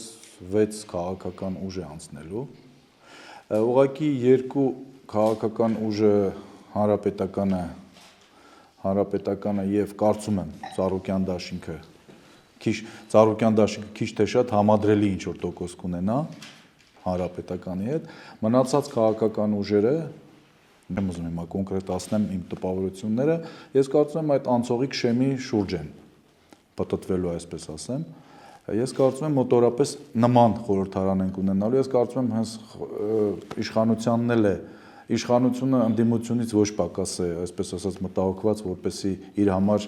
քիչ թե շատ կոմֆորտային պայմաններ ստեղծի խորհրդարանում, մանավանդ ընդդիմադիր համարվող ոչ իշխանական սեգմենտում, ես կարծում ավելի մոզաիկ կուզենա, որպեսզի այդ սեգմենտը լինի, որպեսզի նաև կարողանա այնտեղ իր խաղերը տա, վերահսկողություն սահմանի եւ այլը եւ այլը։ Ես կարծում եմ նման մի խորհրդարան ենք մենք ունենալու, կարող է 6, կարող է նույնիսկ 7 Կարծում եմ այնտեղ իշխանությունը փորձելու է որպեսզի խորհրդարանում ընդդիմադիր սեգմենտում լինեն այնպիսի քաղաքական նույնիսկ այդպես չեմ ասի, բայց այնպիսի քաղաքական դեմքեր, որոնք ասենք այդ խորհրդարանին ավելի քաղաքական մեծ կշիռ կտան, մանավանդ ընդդիմադիր այսպես ասեմ, քաղաքական տեսք կտան Ես նաև կարծում եմ, որ իշխանությունը կփորձի որոշակի տոլերանտություն պահպանի նաև աշխարհաքաղաքական տեսակետից այն ուժերը, որոնք ասենք օրինակ համարվում են պրոարևմտյան ուժեր, ներկայացված լինեն, որպեսզի հետագայում նաև հարմար լինի աշխատել։ Այդպես համարվում էր ժառանգությունը, նախկինում եւ այդպես կար եւ կարծում եմ այդ սկզբունքը փորձելու են պահպանել, թե հիմա 1 ուժ, 2 ուժ, թե ինչ այդ ասենք այդ սեգմենտից կանցնի, թե չէ, հիմա դժվար է ասել, ի վերջո ամեն ինչ նաև կախված է նրանից, թե այդ ուժերն էլ ինչպես կաշխատեն։ Ես կարծում եմ օրինակ այս առումով իշխանության պարագայում բնականաբար իշխանությունը փորձելու է այդ կայուն մեծամասնությունը ձևավորի, ես կարծում եմ առաջի հերթին դա այդ հույսեր որոշակի կապելու է դաշնակցության հետ, այնտեղ իհարկե խնդիրներ կան, այդ անցողիկ շեմի հետ իմ կարծիքով, բայց այս ռեյտինգային համակարգը թույլ է տալիս, ես կարծում եմ որոշակի մանևրել այդ դաշտում, այդ թվում նաև պարոն Մարտիրոսյանի ասած այդ կատեգորիայի մարդկանց միջոցով ռեյտինգայինի միջոցով համալրել այդ համամասնական ցուցակի ձայները։ Հնարավոր է հետընտրական զարգացումներ, այնպես իրանդարձություններ, փողոցային պայքար եւ այլն։ Հնարավոր է թե բոլորը բավարարված կլինեն։ Գիտեք, ամեն դեպքում հետընտրական բոլոր զարգացումները նախաձեռնողը լինում է երկրորդ ուժը, ով որ երկրորդ տեղն է գրավելու։ Եթե իմ տեսակետից այս պահի դրությամբ, այդ թվում նաև որոշակի սոցիոլոգիական այդ բանի, երկրորդ ուժին հավակնում է Ծառուկյանի դաշինքը, Ծառուկյանը բազմաթիվ անգամ հայտարարում է, որ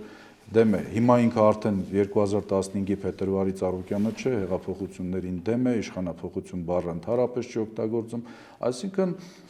այս պահի դրությամբ դժվար է դրա մասին դժվար է տեսնել, որ այդպիսի զարգացումներ կլինեն։ Դրա համար ռեսուրսներ են պետք։ Իհարկե, եթե իսկապես մյուս քաղաքական, մյուս ընդդիմադիր ուժերը ընտրություններից հետո անկախ նրանից երկրորդ կլինեն, երրորդ կլինեն, հանկարծ որոշեն միավորվեն եւ ասենք փորձեն խաղի մեջ մտցնել նաեւ նույն Ծառուկյանին, կարող է տեսական տարբերակ է իմ կարծիքով։ Կարծում եմ տեսական մի քիչ տարբերակ է, այնուամենայնիվ ինչպես հայաստանյան քաղաքական փորձը ցույց է տալիս, նաև ենտրական զարգացումների միշտ երկրորդ ուժն է նախաձեռնող լինում։ Եթե չի լինում այդ լիդերը, ով պետք է տանի այդ process-ը, սովորաբար դա այդ դերը ստանցնի Օսկանյան, Օհանյան, Ռաֆի դաշինքը։ Գիտեք, Օհանյան, Ռաֆի, Օսկանյան դաշինքը։ Ընդհանրապես կարող է նախաձեռնի, բայց ես այս պահի դրությամբ ճիշտ ասած նման հեռանկարները դեռևս շատ պրոբլեմատիկ եմ տեսնում, որովհետև կարծում եմ ոչ իշխանական դաշտում բավականին այնուամենայնիվ հիմա բնականաբար կարող է չհամաձայնել, բայց անվստահություն կա իրար նկատմամբ։ Նման անվստահություն կա, եթե նման անվստահությունը անցնի ընթացքում, եւ ոչ միայն իրար մեջ, ես կարծում եմ հասարակության մի ստվար զանգված էլ որոշ ոչ իշխանական ուժերի նկատմամբ անվստահություն ունեն եւ որոշ ոչ իշխանական ուժերի գլխավոր կարծում եմ խնդիրը այս ընտրություններում լինելու է որպեսզի կարողանան հասարակությանը համոզեն, որ իրենք ինչպես ասենք մամուլում են ասում քաղաքական շրջանակներում հաճախորդ չեն։ Շնորհակալ եմ հարգելի մասնակիցներ քննարկման համար, նորից հիշեցնեմ մեր հյուրերին Վիգեն Հակոբյան քաղտեխնոլոգ քաղաքագետ, Սամվել Ֆարմանյան ազգային ժողովի հանրապետական իշխող կուսակցության խմբակցության падգամավոր, Արմեն Մարտիրոսյան ժառանգություն կուսակցության փոխնախագահ, Օհանյան, Ռաֆի, Օսկանյան դաշինքի падգամավորության տեխնացու, նաև ցուցակում երկրորդ տեղը զբաղեցնող տեխնացու, Դավիթ Մաթևոսյան Հայ ազգային կոնգրես ՀԺԿ Հայ ազգային կոնգրես կուսակցության անդամ եւ ՀԱԿ ՀԺԿ դաշինքի падգամության տեխնացու Մհեր Շահգիլդյան, հայկական վերածնունդ կուսակցության անդամ եւ падգամության տեխնացու ցուցակում երկրորդ համարն է։ Պրեսինգ ակումբի այս քննարկման աջակիցներն են Դեպոպ կառավարման ինստիտուտը եւ շվեյցարական Ազատ ֆարմա ընկերությունը։ Պրեսինգը գործում է 168 ժամ թերթինկից եւ նպատակն է ընտրություններից առաջ քաղաքական ուժերի մասնակցությամբ քննարկումների կազմակերպման միջոցով օգնել ընտրողներին ճիշտ ընտրություն կատարել, բարձրացնել գիտակցված ընտրության մակարդակը։ Շնորհակալ եմ, կհանդիպենք հաջորդ երեքշաբթի։